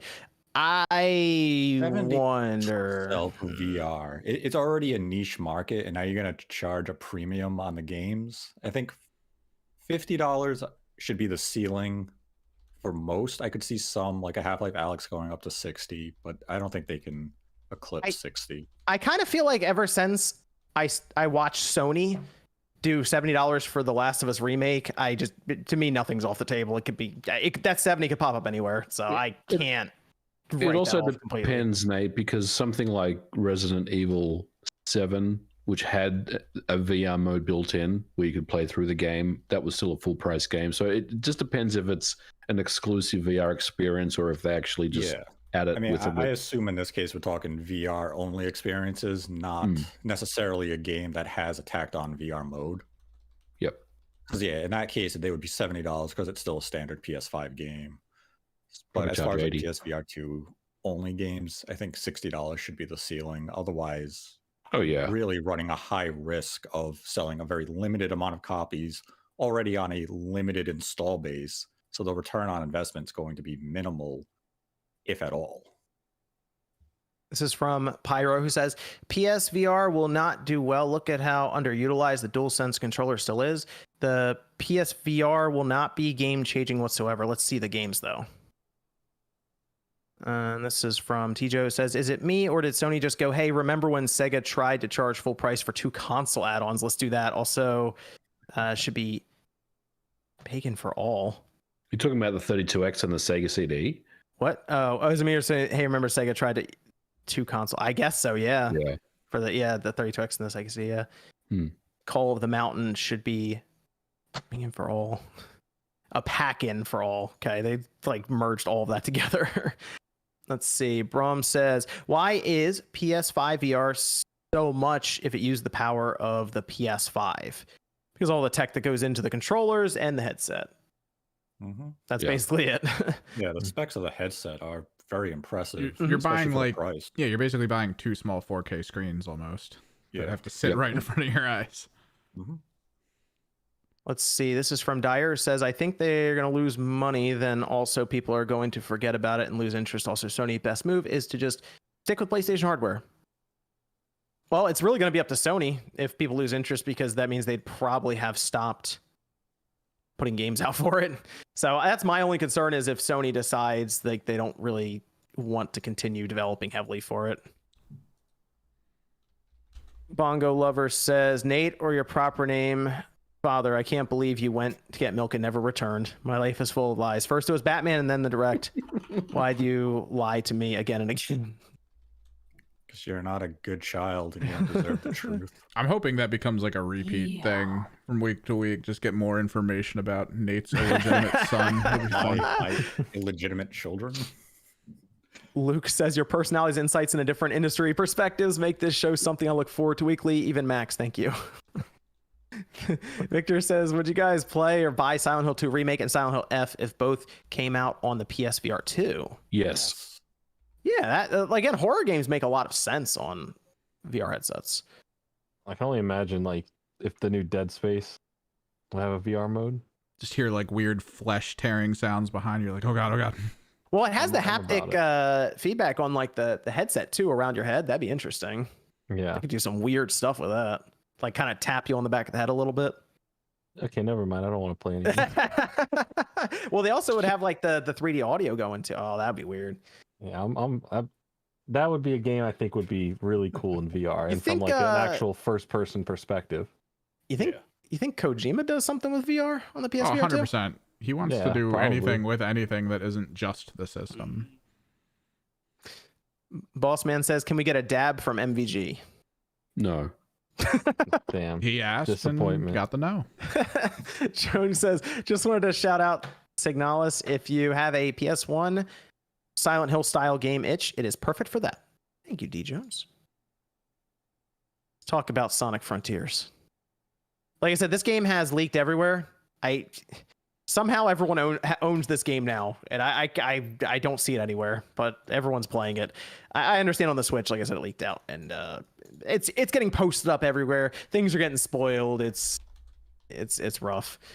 But Sonic Frontiers, I think there's a lot of hope for this game right now. I think there's a lot. Jordan left us. I think there's a lot of excitement right now, because I gotta say, some of the stuff that I've seen, it doesn't look bad. I'm a little surprised right now. Weren't we all trashing it on the cast about 2 months ago? Not me. I said this could be it. This could be the game. I mean, the game's debut footage was terrible. What Sega chose to give IGN that time was not quality footage. You couldn't even. The player who was playing didn't even know what they were doing, and they really thought that was a valid way to showcase the game to the public for the very first premiere. It looked terrible, and everyone was kind of sitting there looking at it saying, what the hell was that? Luckily, when we saw it in other events, Tokyo Game Show, each session got better and better. So it led to some hype or promise of potential from the Sonic game, but we're still in that Sonic cycle where you hope for something good, and it's just a question of, is the bend going to come around and it's going to be, nope, it's another subpar Sonic. But right now it seems as though it's going to deviate. We may finally get a quality 3D Sonic game. I can't believe it. It's like Christmas. It's amazing. Somehow we go from that IGN first that, I mean, it just looked rough. There's no other real way to put it. It does not look great. The world looked boring. It looked like an Unreal Engine asset flip, according to people online. Now we're seeing some stuff get out there where the bosses look pretty big. It seems like there's actually stuff to do in the world. There's been some question about like repetitive aspects to it from what people are mentioning on Twitter. People are basically just reviewing this game in real time on Twitter right now. But the game itself looks better than I was expecting. So I am prepared to revise my Metacritic prediction. What is it? Well, wait, what was your Metacritic prediction before? It was mid 70s.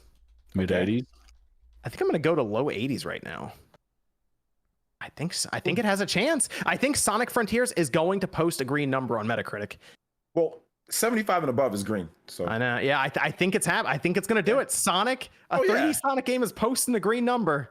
I'm going to give it a 79. 79.80. 79.80, which by Sonic standards, you got to add 10 to that.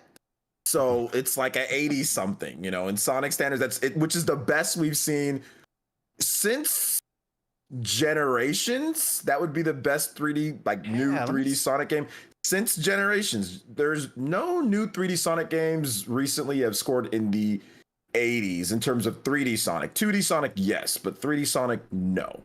That I can remember. I'm trying to think, like Colors was not that.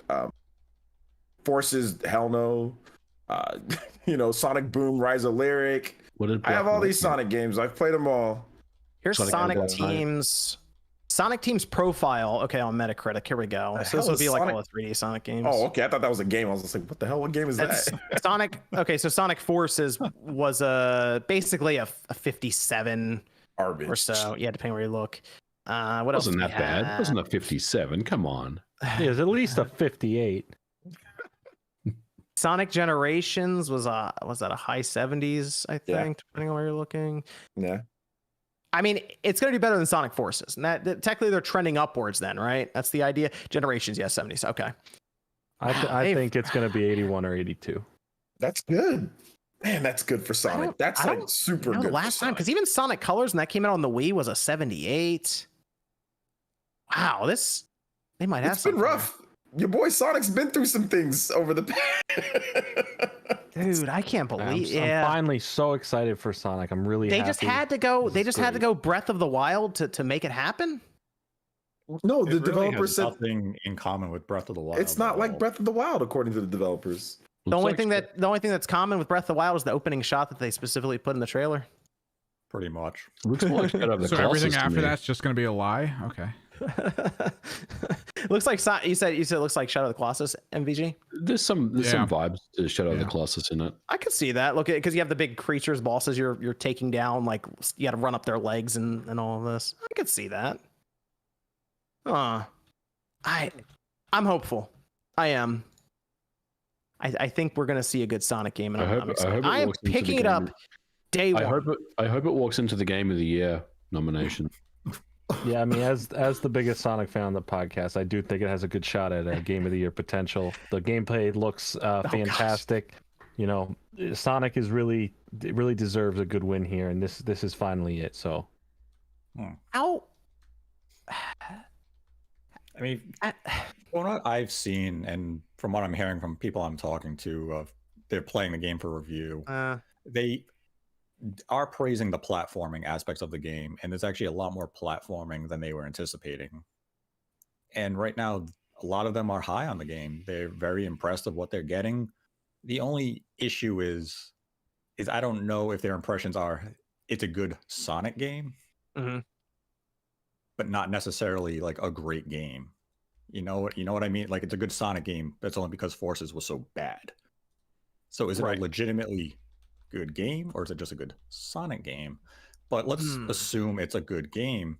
The Metacritic could be coming in, north of an 80. I could be, 82, 83. Wouldn't really be surprising if the praise is legitimate. And I mean, it also likely comes down to which version you're playing. The Switch version looks good for the Switch, but it is lacking in a lot of areas if you compare it to the PlayStation 5 version naturally. But I'm hearing very good things about the Series X and PlayStation 5 version of the game where it is legitimately beautiful in some areas. So Sonic and Sega may surprise people next week. I've heard good things about the audio as well. Oh. Mhm. Okay. Well, Sonic always has Like music and everything, and S plus like music and all that. I saw the Switch version that was running, and it looked. I will say it looked like it was running better than I was expecting. So I got to give them credit there, because in one of the interviews they were asked 2 or 3 times, "This really runs on the Switch? Are you sure?" So yeah, it runs. I mean, that's the unpatched version now because people have it early. Any patches that could go day one aren't there yet. So yeah, could even run better or look better than who knows. Or who knows? I mean, the patch could also break it. It's Sega. I don't count them out. I want to recognize Noah Pancretz for becoming a member. Thank you, Noah. So Sonic Frontiers coming out Tuesday. Yep, Getting it day one. I'm on it. I pre-ordered. I'm getting it day one. It comes out the day one before God of War. Yeah. Oh boy. Sony's in trouble. Come on. Big week. And we got Halo this week as well. Is that coming? Halo is this week, the 8th. The update gets pushed for that. Mm-hmm. Yeah. No thanks. There's a lot going on this week. Yeah, a lot of things happening. Well, I'm sure we'll talk more about Sonic Frontiers next weekend, and we'll discuss our thoughts on it. Especially Jordan. I gotta know Jordan's thoughts on this one. I'm very looking forward to playing it. There's nothing else coming out that week that's going to take all my attention away involving Thor's hammer at all. Absolutely not. I'm Sonic all the way. What if Thor is in Sonic Frontiers? Oh. Whoa. Now you're 40 chess. I'm sweating thinking about that. You think about Thor dropping in with Loki and Odin and all those fools fucking up Sonic's day. Got the Bifrost and Sonic Frontiers. You got to cross that bridge. Finally. Evan, we got Discord questions over there. Last one. Have you watched Lord of the Rings all the way through? I'm guessing in one sitting is what he's referring to. Oh, in one sitting? No. In one sitting? Are you kidding? You No. put the extended editions on, you're there for like 14 hours. I was going to say, I feel like that would take a long time. Yeah. You have to have food on hand. Dude, oh man. Pee I in feel a like cup. they've done that. I feel like they've done that in movie theaters where they just have like all day. They just play them back to back to back to back. I feel like that happens. Yeah. So, I remember they've done it. before, what was it? Avengers Endgame. They did like a multiple day marathon where they would continuously, with like no breaks in between them, just play every Marvel movie leading up to it. And you can come and go as much as you want. Like if you need to go home and sleep or shower or get food, you could just shower. join back. I thought that was ridiculous. It's crazy. This is from Ross, who says, "I'm finally thinking about getting Elden Ring. I heard PC version had issues at launch. Is it better now? Would you pick PC or PS5? I played it on the PS5. It had frame hitches and all of this. The timing was a little weird, but I know the PC version, people were pretty annoyed because it had that on much more capable systems than the PS5, we'll say. Played and finished it on the PS5. There's definitely pop-in. There's definitely frame rate issues on occasion. Most of the time it runs pretty smooth, but the thing I really like about the PS5 version is the loading times are really, really good. Compared to the Xbox version. So if you got a fast PC with a fast SSD, I'd probably jump on the PC. But if you don't, or you have like a mid-spec PC, I'd probably jump it on PS5. What game was that again? Elden Ring. Yeah. Messiah says, will Shadow show up in Sonic Frontiers? I don't know. He better. It'd be awesome if he did. I mean, the game does have good lighting, so I'm sure shadows will be cast. Shut up. Neil says, what's the probability that the Switch Pro has exclusive games like the new 3DS but are offered through the cloud for first gen Switches? There is no Switch Pro. Jesus. You keep There is- saying that, OJ. I don't know what that means. Because there is no Switch Pro. Because it's We've been talked 3 about years the now. Switch Pro since the Switch Because it's came out. been What do you 3 mean years there's now, no and Switch Pro? You got weirdos still out here saying Switch Pro. You even got what you want for 3 years. 3 years people have been saying Switch Pro. There's been nothing. It's been longer than 3 years. Wait, It's been waited 3 5. years. We waited 5 for Bayonetta. That's it was announced. The Switch Pro was not announced. Metroid Prime as well. I mean, when was that coming? That was a PNG Someday. That was a nice PNG. file. True. Chris says, "Hi everyone, another excellent show as always. I would like to buy the 8-bit Ultimate controller, and I was curious if it has NFC too. Thanks. It does not. It does not have NFC. So you would have to use the Joy-Con controllers that you probably already have on your Switch now would be used for NFC then. So I used to point that out a lot in controllers because there was like 2 that did NFC, but I kind of feel like most third-party manufacturers decide not to do it because they realize most people have Joy-Cons anyway. So it's like that's a feature they could save money on and hopefully put it somewhere else in the controller. But I will say the 8-bit Ultimate controller, very, very good controller. Chief says, for the panel, what is your prediction for the Metacritic score for Callisto Protocol?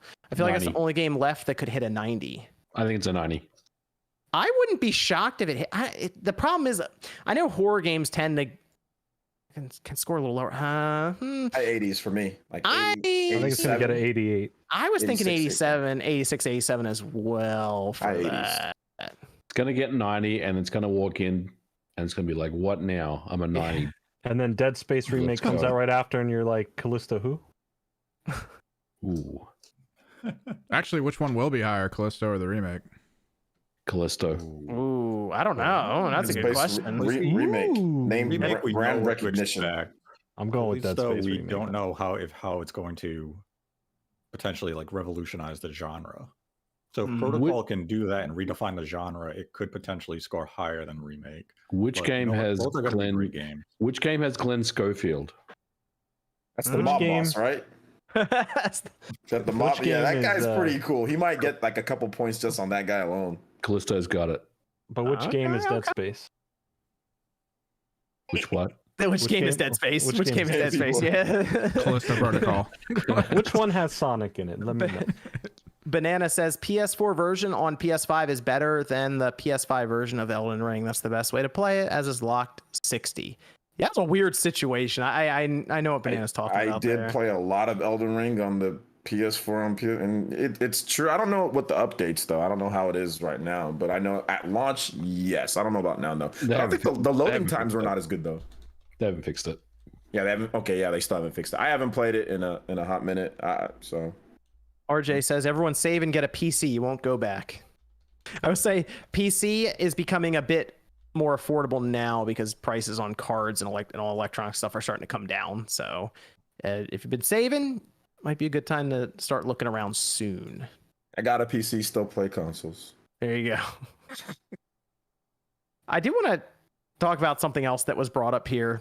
And I want to bring it up because I know we talked about this before, and I feel like we got kind of roasted for this.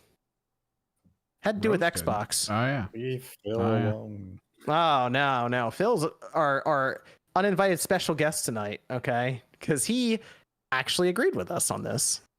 He did. Because a while ago, do you remember we talked about Xbox and we talked about their output and their future output, and there was a whole thing because there were code names and all kinds of stuff in the pipeline for them. And we were like, I don't know about this one. It seems like this isn't going to be a great year for them. And then I think the next week, Starfield got delayed and Redfall got delayed right away because we were Completely savaged in the comments too, by the way. we did, but yeah, it was People ugly. calling us Sony ponies and all sorts of stuff. So I've never been called names in the comment section. Psh, always so nice to us. Phil Mhm. Spencer, good friend of the show, obviously. Phil Spencer actually mentioned this and agreed with us. He said it's been too long since Xbox's last big first-party game. Which Really? was it? Was it Halo? It's either Forza or Halo. Is that right? Yeah, either Yeah. Forza or Halo. Yeah. Yeah, it's what this is what he said, his quote. One thing we've definitely heard loud and clear is it's been too long since we've shipped what people would say is a big first party game. We can have our excuses with COVID and other things, but in the end, I know people invest in our platform and they want to have great games. We're excited about 2023, and we've talked about games that are coming. Those games are tracking well, and we're out of what COVID did to the production schedule. As an industry, we have fewer games this holiday than we've had in a while. When you just think about the launches, Call of Duty, God of War, Nintendo had a good year, all of this. And saying, but in general, I would say we've been a little light, but I look at 2023, and there's a great lineup of games, and they have a lot more work to do when it comes to PC. And mostly responding to the question of, when are you guys going to release a game? That's basically what it started with and what's going on this year for him. So if it has been, I have to look because I know Halo dropped originally as the beta, and then we got the campaign. So I kind of counted on the official release, right? Yeah. That was in December. Yeah. So it went Forza, then Forza, Halo. Then Halo, yeah. And he specifically mentioned big Xbox games, Nate. I know what you're about to mention. What? So Microsoft hasn't released any game this year. Oh, I thought you were going to say Pentiment. I was going to say for the rest of this year. Not yet, so it would still. Or Grounded. His comment. Game's been out for like 2 years. Release. Yeah, Grounded came out of beta, right? Is the thing. Yeah. So but I mean, this is we already talked about this at length a while ago, and it was weird timing because we did talk about it, and we were kind of mentioning Starfield a bit, and then it just got delayed out of nowhere. So it's Redfall and Starfield. I know Pentiment could be a good game, I get it, but it's certainly not a Starfield or something, is what I'm trying to get at here. So going into next year, Starfield is their big title that they're obviously putting up on the pedestal as this is what you'd want to be in Game Pass or ecosystem for. I mean, is that coming out first half of next year or this thing? I think this could be a holiday game next year. Yep. If it falls to holiday, then they have to delay it again because the official window is first half of 2023. Okay. So and right now we'd be a week from release. So if they delay it again, then I don't see how they ever actually thought they were making November 11th. When did they say first half of 2023? When they delayed it, they said they said first half 2023 was the new target window. Okay, so if they do first half, we would assume Redfall would be there, Starfield would be there, and then Forza would be there. Mm-hmm. Those would be their 3 games for the first 6 months of next year. So they have a release every 2 months, and then maybe some other smaller ones drop in or something, like a Pentiment, something like that. That would be actually a really good way to start the year. And I would say, all right, now they're kind of on track. And that's what I've been thinking. We gave them a hard time before for 2022 because they are legitimately going to go the entire calendar year without releasing a big game, while Sony and Nintendo are releasing games. And that's the thing that's kind of confusing and tripping people up with that. So 2023 is when I think Xbox gets moving. I feel like Starfield, Redfall, Forza would be a good way to start the year. And then, I mean, maybe they have something like Hellblade 2 for the second half. I don't know why the chat's getting so annoyed at us because they think that, we're shitting on Microsoft. Dude, the reality is they released nothing this year. And I don't know if that makes you unhappy to hear us say that, but that's the reality of the situation. They will improve next year. That's what we're talking about. We're not saying that, we love Sony and we hate Microsoft. We're just saying that if you look at the numbers this year, they didn't do anything. That's that. And I understand this. It's just they didn't release games. There's companies that released first party games. There's companies that didn't. Trust me, if Sony or Nintendo didn't have any big first party games, release first party, if it was all just third party, we'd all be saying the same thing. Yep. Good and well Nintendo fans would be saying, where the hell? People are saying, where's my first party games? Even when Nintendo releases first party games. Same thing with Sony. If Sony didn't release Gran Turismo, we said in the last half of last year, what did we say? Sony doesn't have any first party games. We all said that on this same. We said, what was their big game? Call of Duty? The Vanguard? We all said the same thing. So I don't. Go ahead, Nate. I don't understand this. They don't have any big first party games. It's not an opinion. It's a fact. If anything, I play my Xbox more than the PlayStation. Yeah, I mean, we're playing Call of Duty right now on a It was We a love pretty it. good Watch third-party Netflix machine. on there. It's great. And I'm gonna play. What have I played on there? I don't know what Like I got a Game bunch of Pass games Xbox, and but it's great. But they're not releasing first party, like big first party games. That they showed us a bunch of first party games. Like, look at all these games, and then none of those games have really came out outside of 2021. They had a solid year. But there hasn't been much, like the Perfect Dark and the Fable and Hellblade and all these cool games that everyone's waiting for. We're still waiting for them. So we just, they didn't have anything. It's not that it sucks. We all have an Xbox Series X here. I think some of you guys even have an S too, right? I got an S. I love the S. Yeah. So we all have the freaking system, and we all played Xbox back in the day. We all played Halo back in the day. Most of us. So there's no Xbox hate. Like I just, they don't have any first party games, man. Like that's it. Is that this is going to be repeated next year when Sony has the potential of not having a major release in the first half of 2023. Yep. Yeah. Exactly. Yeah, that'd be now- mentioned. Yeah. Right now, Sony has not announced a single game for 2023 officially. We assume Spider-Man 2 or Wolverine will make next year, but officially Sony has not dated a game for 2023. Yeah, we said that. So when the conversation comes up for next year, and let's say Sony releases nothing between January and June, and in May, Well, we say hold this, on. Horizon Call of the Mountains coming out in February. yes, because everyone's going to consider a PSVR 2 game a major release. It is. People are going to say, oh, look, you hate Sony. Facts are facts. Microsoft didn't bring a major software release this year. We knew this was the case during the summer. Microsoft basically had detailed 2022 as their punt year. They were banking on Starfield. The minute that got delayed alongside Redfall, they knew this calendar year was, we just have to survive. Sony came out with Horizon, Gran Turismo, God of War, and they did their thing. Nintendo did theirs. Microsoft is just in a very awkward position. They detailed a roadmap, and they haven't made any headway to these points yet. 2023 seems to be the year that they're finally going to make progress. We're going to see some of these titles come out. Hopefully, Starfield is the first half of next year, and we don't see it get delayed deeper into 2023. Microsoft has a lot of good stuff in the pipeline. It's just always been a question of, when is it going to be delivered? Ideally, they kick off next year strong, and we see a continuous flow of promising software. Now, next year, we're going to have the conversation about Sony. Is Sony going to have a reliable line of software for the PS5? We don't know. We can look at the studios that have already put out software for PS5. It's a lot of Sony's big studios. Sucker Punch, it's very unlikely they're going to have Ghost of Tsushima 2 ready for next year. Insomniac has the potential of having one of their games ready for next year. Sony Santa Monica, it's very unlikely we get Corey's game in 2023. No. So next year could be a slow year for Sony. And if that is the case, we will bring it up.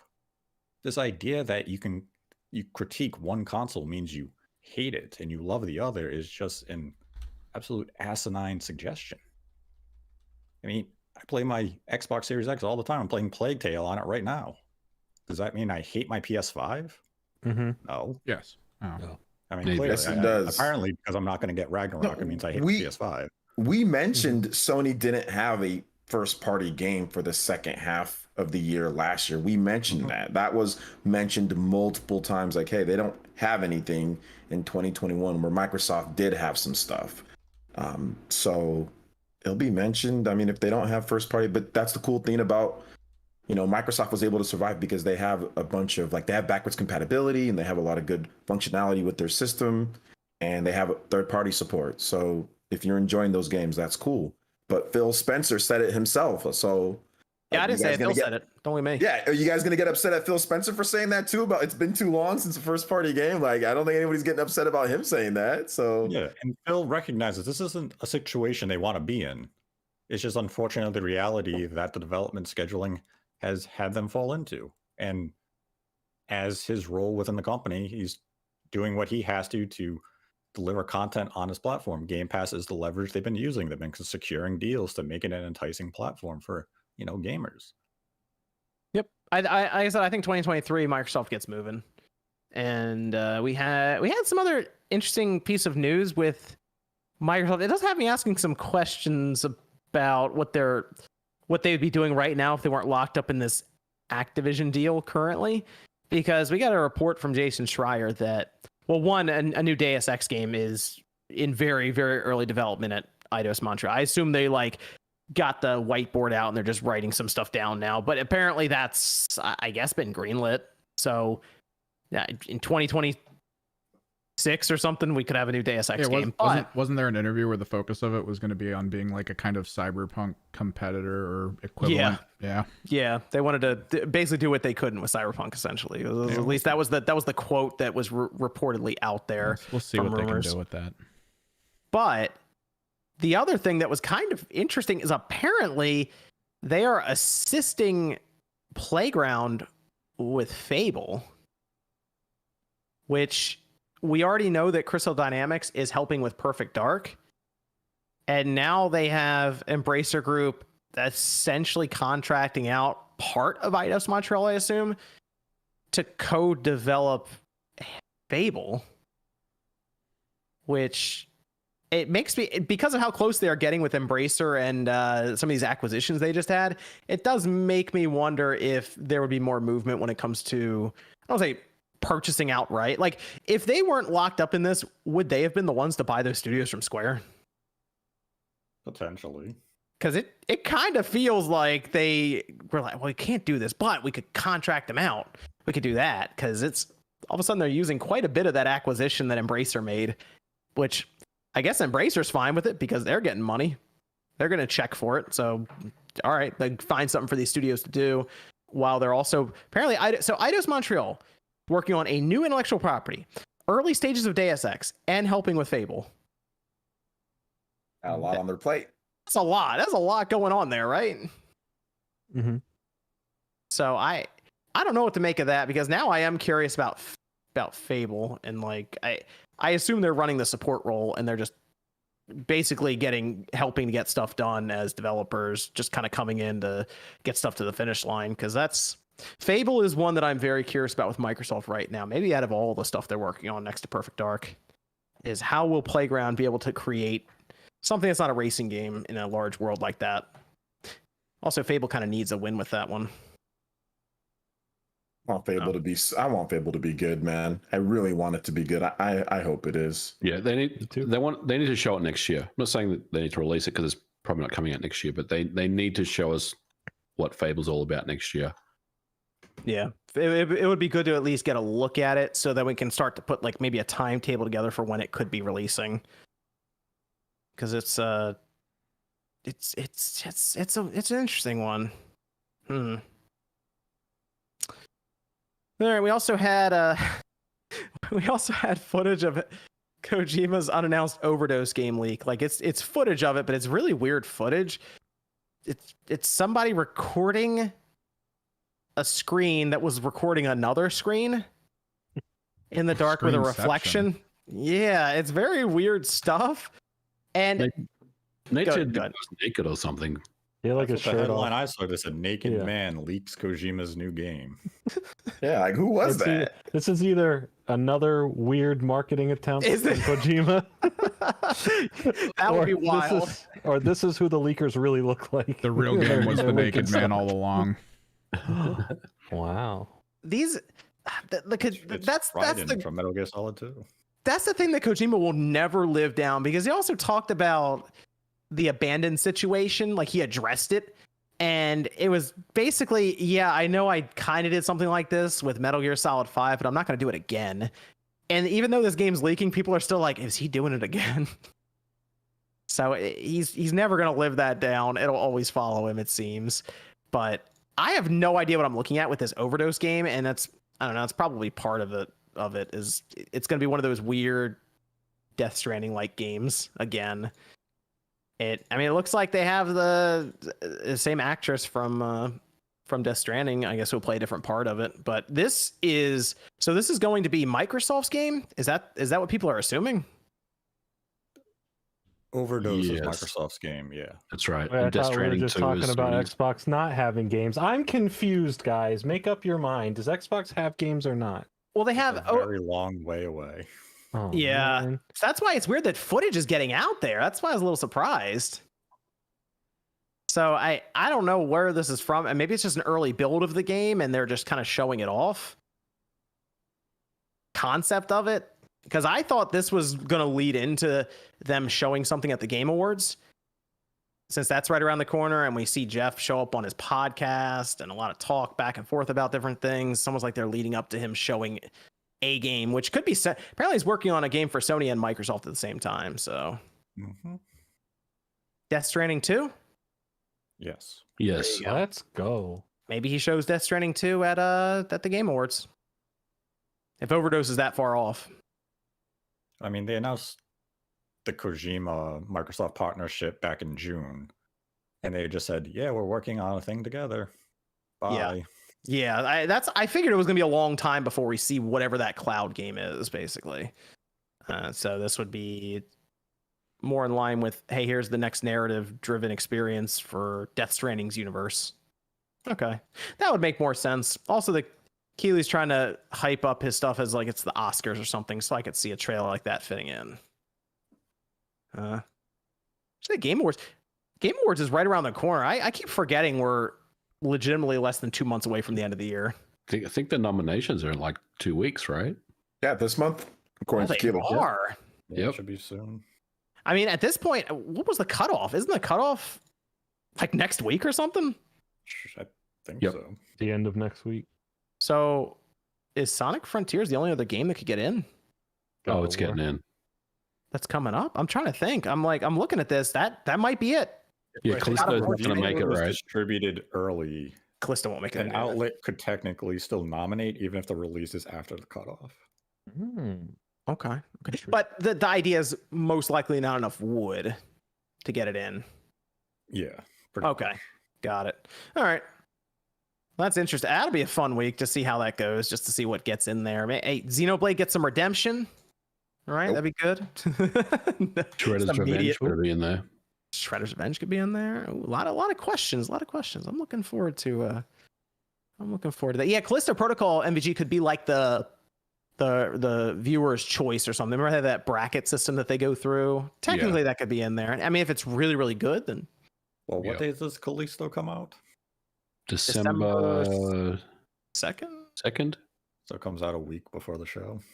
Yeah, it's before the show. I know that. So it that's why I was thinking it could make its way in, like to the fan voting system. Okay, I guess we'll see. And finally, we did have Square Enix announcing their game Symbiogenesis. Parasite Eve. It's an NFT game. version. NFT game. Nice. How did this happen? You guys hyping it up? That's how it happened. How did this happen? What's wrong with you? What's wrong with Square? I didn't hype it up. I never said I it was saw Parasite this Eve. could be. Come on, Where's MVG. Max at? I'm gonna call Max. Like, Max, why'd you hype this up as Parasite Eve? Because people Symbiogenesis. read the definition of the word and they're like, I know "That's like better. a parasite." I know Parasite Eve, the source code was rumored to be lost. And if they were going to remake that game, that would be a serious commitment. Why couldn't it have been fourth birthday MVG? Oh, Fourth birthday. Third birthday. Yeah. Who wants Could've been a that? sequel to third birthday. Do you want that? No. so I was. They have That's why. they have a description up for this game, and I'm a little confused as to what this even is. Don't they say like defeat things with art It's- you collect? The art collected by players can be used. First off, it's an interactive story and a dedicated community. We'll see about that. It's a first digital collectible art project designed from the ground up for Web3 fans. And they say that the art collected by players can be used as a character in a story that takes place in an alternate world where the player can untangle a mystery by completing missions that revolve around questions of the monopolization and distribution of resources. Wow, that sounds really fun. Which was the whole reason everyone was like blockchain currency is going to be great because was what was supposed to happen. Also, the game is most likely going to be free to play, and they are going to be selling Symbiogenesis NFTs in spring 2023. So, yes, Square is officially selling something that would be NFT gamification. Well, Square was having a nice run, so they were bound to screw it up. They had to do something to break the streak. It's so strange. I don't get it. It's weird that Square is like, we got to get in on that. Japan can't sustain us anymore. We got to get on the NFT train right now. I don't know. Both digital certificate of authenticity and digital version of the figure are managed by blockchain technology known as NFTs. It's pretty easy to ignore. I assume this is going to go the same course as Ubisoft. Remember they did that with what, Ghost Recon or something? The only thing that Square could do that, one, it would really annoy people, but two, it would probably work to bring some people in, is if they just said, all right, Final Fantasy characters are in here. That's it. Because they already did like a figure you can get that comes with an NFT, a Cloud one. So I bet you they just start throwing that kind of stuff in there, and they're like, there you go, Cloud. Did you give us $40 for the NFT? Nah. That's what happened to Square. It's They the fell one off. big mistake they've made. What happened to them? They're about to drop ratio. Tactics Ogre, Yeah, I know. Crisis Core. I know. They just gotta. They just let us get away with this. We did all this other stuff for you. Yeah, they're like, we've done a lot of good lately. We Time to made mess one it up. Mistake with whatever this thing is. Just ignore it, and we'll ignore it, and we'll move on to Final Fantasy VII Remake Part 2, and we'll all be happy together again. If you say Maybe. so. Maybe not. Sure. All right. Let's. I guess we're finishing up now. I think those are all the topics. There was one that Nate, maybe you can speak on this real quick because this popped up, and I was like, I'll throw it in at the end. But we had a job listing from the Pokemon development team mentioning next-gen hardware. Yeah, it just says next gen hardware for like research and development, and they want people who are familiar with Unity and Unreal Engine. Mm-hmm. I mean, it's for creatures, so is there the possibility that they're gearing up to begin to do model transfer to newer hardware beyond the I would hope so. Switch? Yeah, but that can be a project that is 2-3 years in advance. It's nothing that has to be in the immediate. It's fine if you want to look at it, speculate of what it could mean, but very rarely do these job listings actually indicate something that is, coming around the corner. And the mention of Unity and Unreal is standard. It's always mentioned by them when they're hiring new applicants. So there's nothing to look to there and, start assuming the next Pokemon game is going to be on Unreal Engine 5 or anything like that. Okay. There you have it. Let's go around here. Let me go to Jordan Fringe. Jordan, where can everyone find you? You can find me on my YouTube channels, Jordan Fringe or Jordan Fringe Gaming. I have a bunch of content coming out. Fringe Miss is right around the corner. It's 25 days of content on the main channel. And yeah, we're less than 10,000 away from 400,000. So thank you guys for all the support. I greatly appreciate it. PewDiePie's next. Let's go. And I want to also go through some of these super chats as we're finishing up here. Hondo says, have you played Grounded since 1.0? That's a first party release that is going pretty well. I did. I tried. Nate, no one wanted to play with me. You wouldn't play with never me. asked anyone to play. You still haven't asked anyone to play. He asked me. I said no. It already came out. Weren't people playing Grounded last year? Yeah, it's been in beta. This is been early real access for a while. version. Man, I don't care, bro. It's the game. We put. Listen, I know it's better, He but wants to play a game. He's like, let's play Halo. I'm like, let's play Grounded. He's like, no. This is Yum Yum says, I just noticed with Zero RGT this episode has no screaming. Oh God. Thank God. Sham says my brother picked up a play date from my local Goodwill last week for $8. What's everyone's best bargain find? Whoa. What? That's a find. I found we used to find stuff at Goodwill all the time back in the day. It's not a reality anymore because they sell all their stuff online now. Yeah, now they check eBay prior. Yeah, they do. They've been giving stuff away for so long. They're like, no more. I mean, I found some pretty rare stuff at Goodwill. I found Fire Emblems there. I remember I found a Fire Emblem on the Wii, mint condition at one point. I never found really anything cool. good at a Goodwill. $2. We really?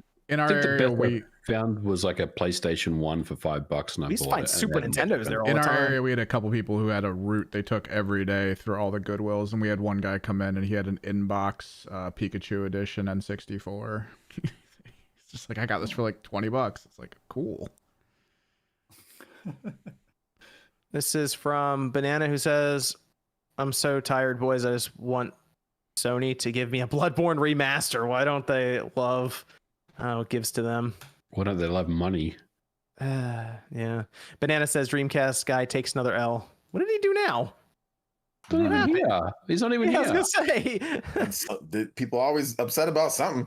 Banana that says also NFT Doom is better. Screenshot pics. Daniel says, "What's up, guys? Love all of you, and love what you'll do. Also say hi to my wife Maribeth. Getting her into gaming. Hello. Hi, Maribeth. She's almost done with Eastward. Oh, good game, good game. First game she'll finish. Very nice. That's a good game to get started with. Shout out to Maribeth. And let me go over here to MVG. Where can everyone find you? You can find me on Twitter at Modern Vintage G and on YouTube Modern Vintage Gamer. I'm doing YouTube shorts now, so check out my shorts. I've done 3 of them this week. Look at my shorts. I'm addicted to them. I like them, and I have a regular Monday video coming out, so the shorts aren't replacing the regular videos. So yeah, The shorts are fun. They're fun to make. They're fun to put together. Yeah, they're fast. They're easy to make. Like, there is some stuff that you don't really. You're like, I don't know if this will be an entire video necessarily, but it fits into that 60-second shorts format for fun. Or if you just want to get something out, like let's say you want to talk about something, but you don't have time to go through, like Persona 5 Royal for me. Like I got so many other games that I'm playing, but I'm still playing a little bit on Switch, but I haven't captured the footage. So just put out a video about Persona 5 Royal real quick. Be like, okay, cool, shorts. There you go. There you go. Very good. Let me go. OJ, where can everyone find you? Yeah, find me right here on YouTube. I got some cool content. Talk about Legend of Zelda Tears of the Kingdom tomorrow. Got some cool RPG content coming up as well. Some reviews. Sifu for the Switch, playing that, so you can kind of see how that is. So I'll have that soon. I think it's on Tuesday. And yeah, I got some YouTube short stuff, so check out that. Talk about Persona 5 Royal, some Switch content, other RPG content as well. So if you like Nintendo and RPGs, Final Fantasy and all that, check out the channel. I see. Young says, "Don't forget Craigslist. I just bought my 2 silver GPA SP with Easy Flash and charger and a Pokemon Crystal Game Boy for 20. Everything works." Hey, shout out to Young. That's a good deal. If no one is aware, we posted this on the Spawncast Clips channel. It's back now. What we did was we put Sean's reaction to the McRib on there. If you want to see a short, go watch it because it's hilarious. It's like 8 seconds, and it's him basically losing it in a good way to the McRib. Finally, content. That's what that was. If you're curious what exactly just happened. Yeah, Sean having a lot of pleasure from a McRib. Play one more time. Now I forget where I even left off. OJ, I got you right. Did I get you right? Yeah, you got me. We're good. Okay. Nate, where can we find you? You can find me on YouTube at Nate the Hate. MVG and myself have a podcast up right now talking about why video game boycotts are a joke. And you can find out why they're a joke when you listen. Let me go over to Evan. Oh, you can find me on Twitter, Camerex Project. If I'm doing anything, I'll usually post up there. I'm putting anything out. I don't have shorts yet, but maybe one day. Yeah, you're more of a jeans guy. I'll drop a link for it right here if you just want to see Sean's 8-second reaction of ecstasy to a McRib that he found. He's a big McRib guy. So there you go. You can go. Big McRib guy. You can go check it out there. Let's see. I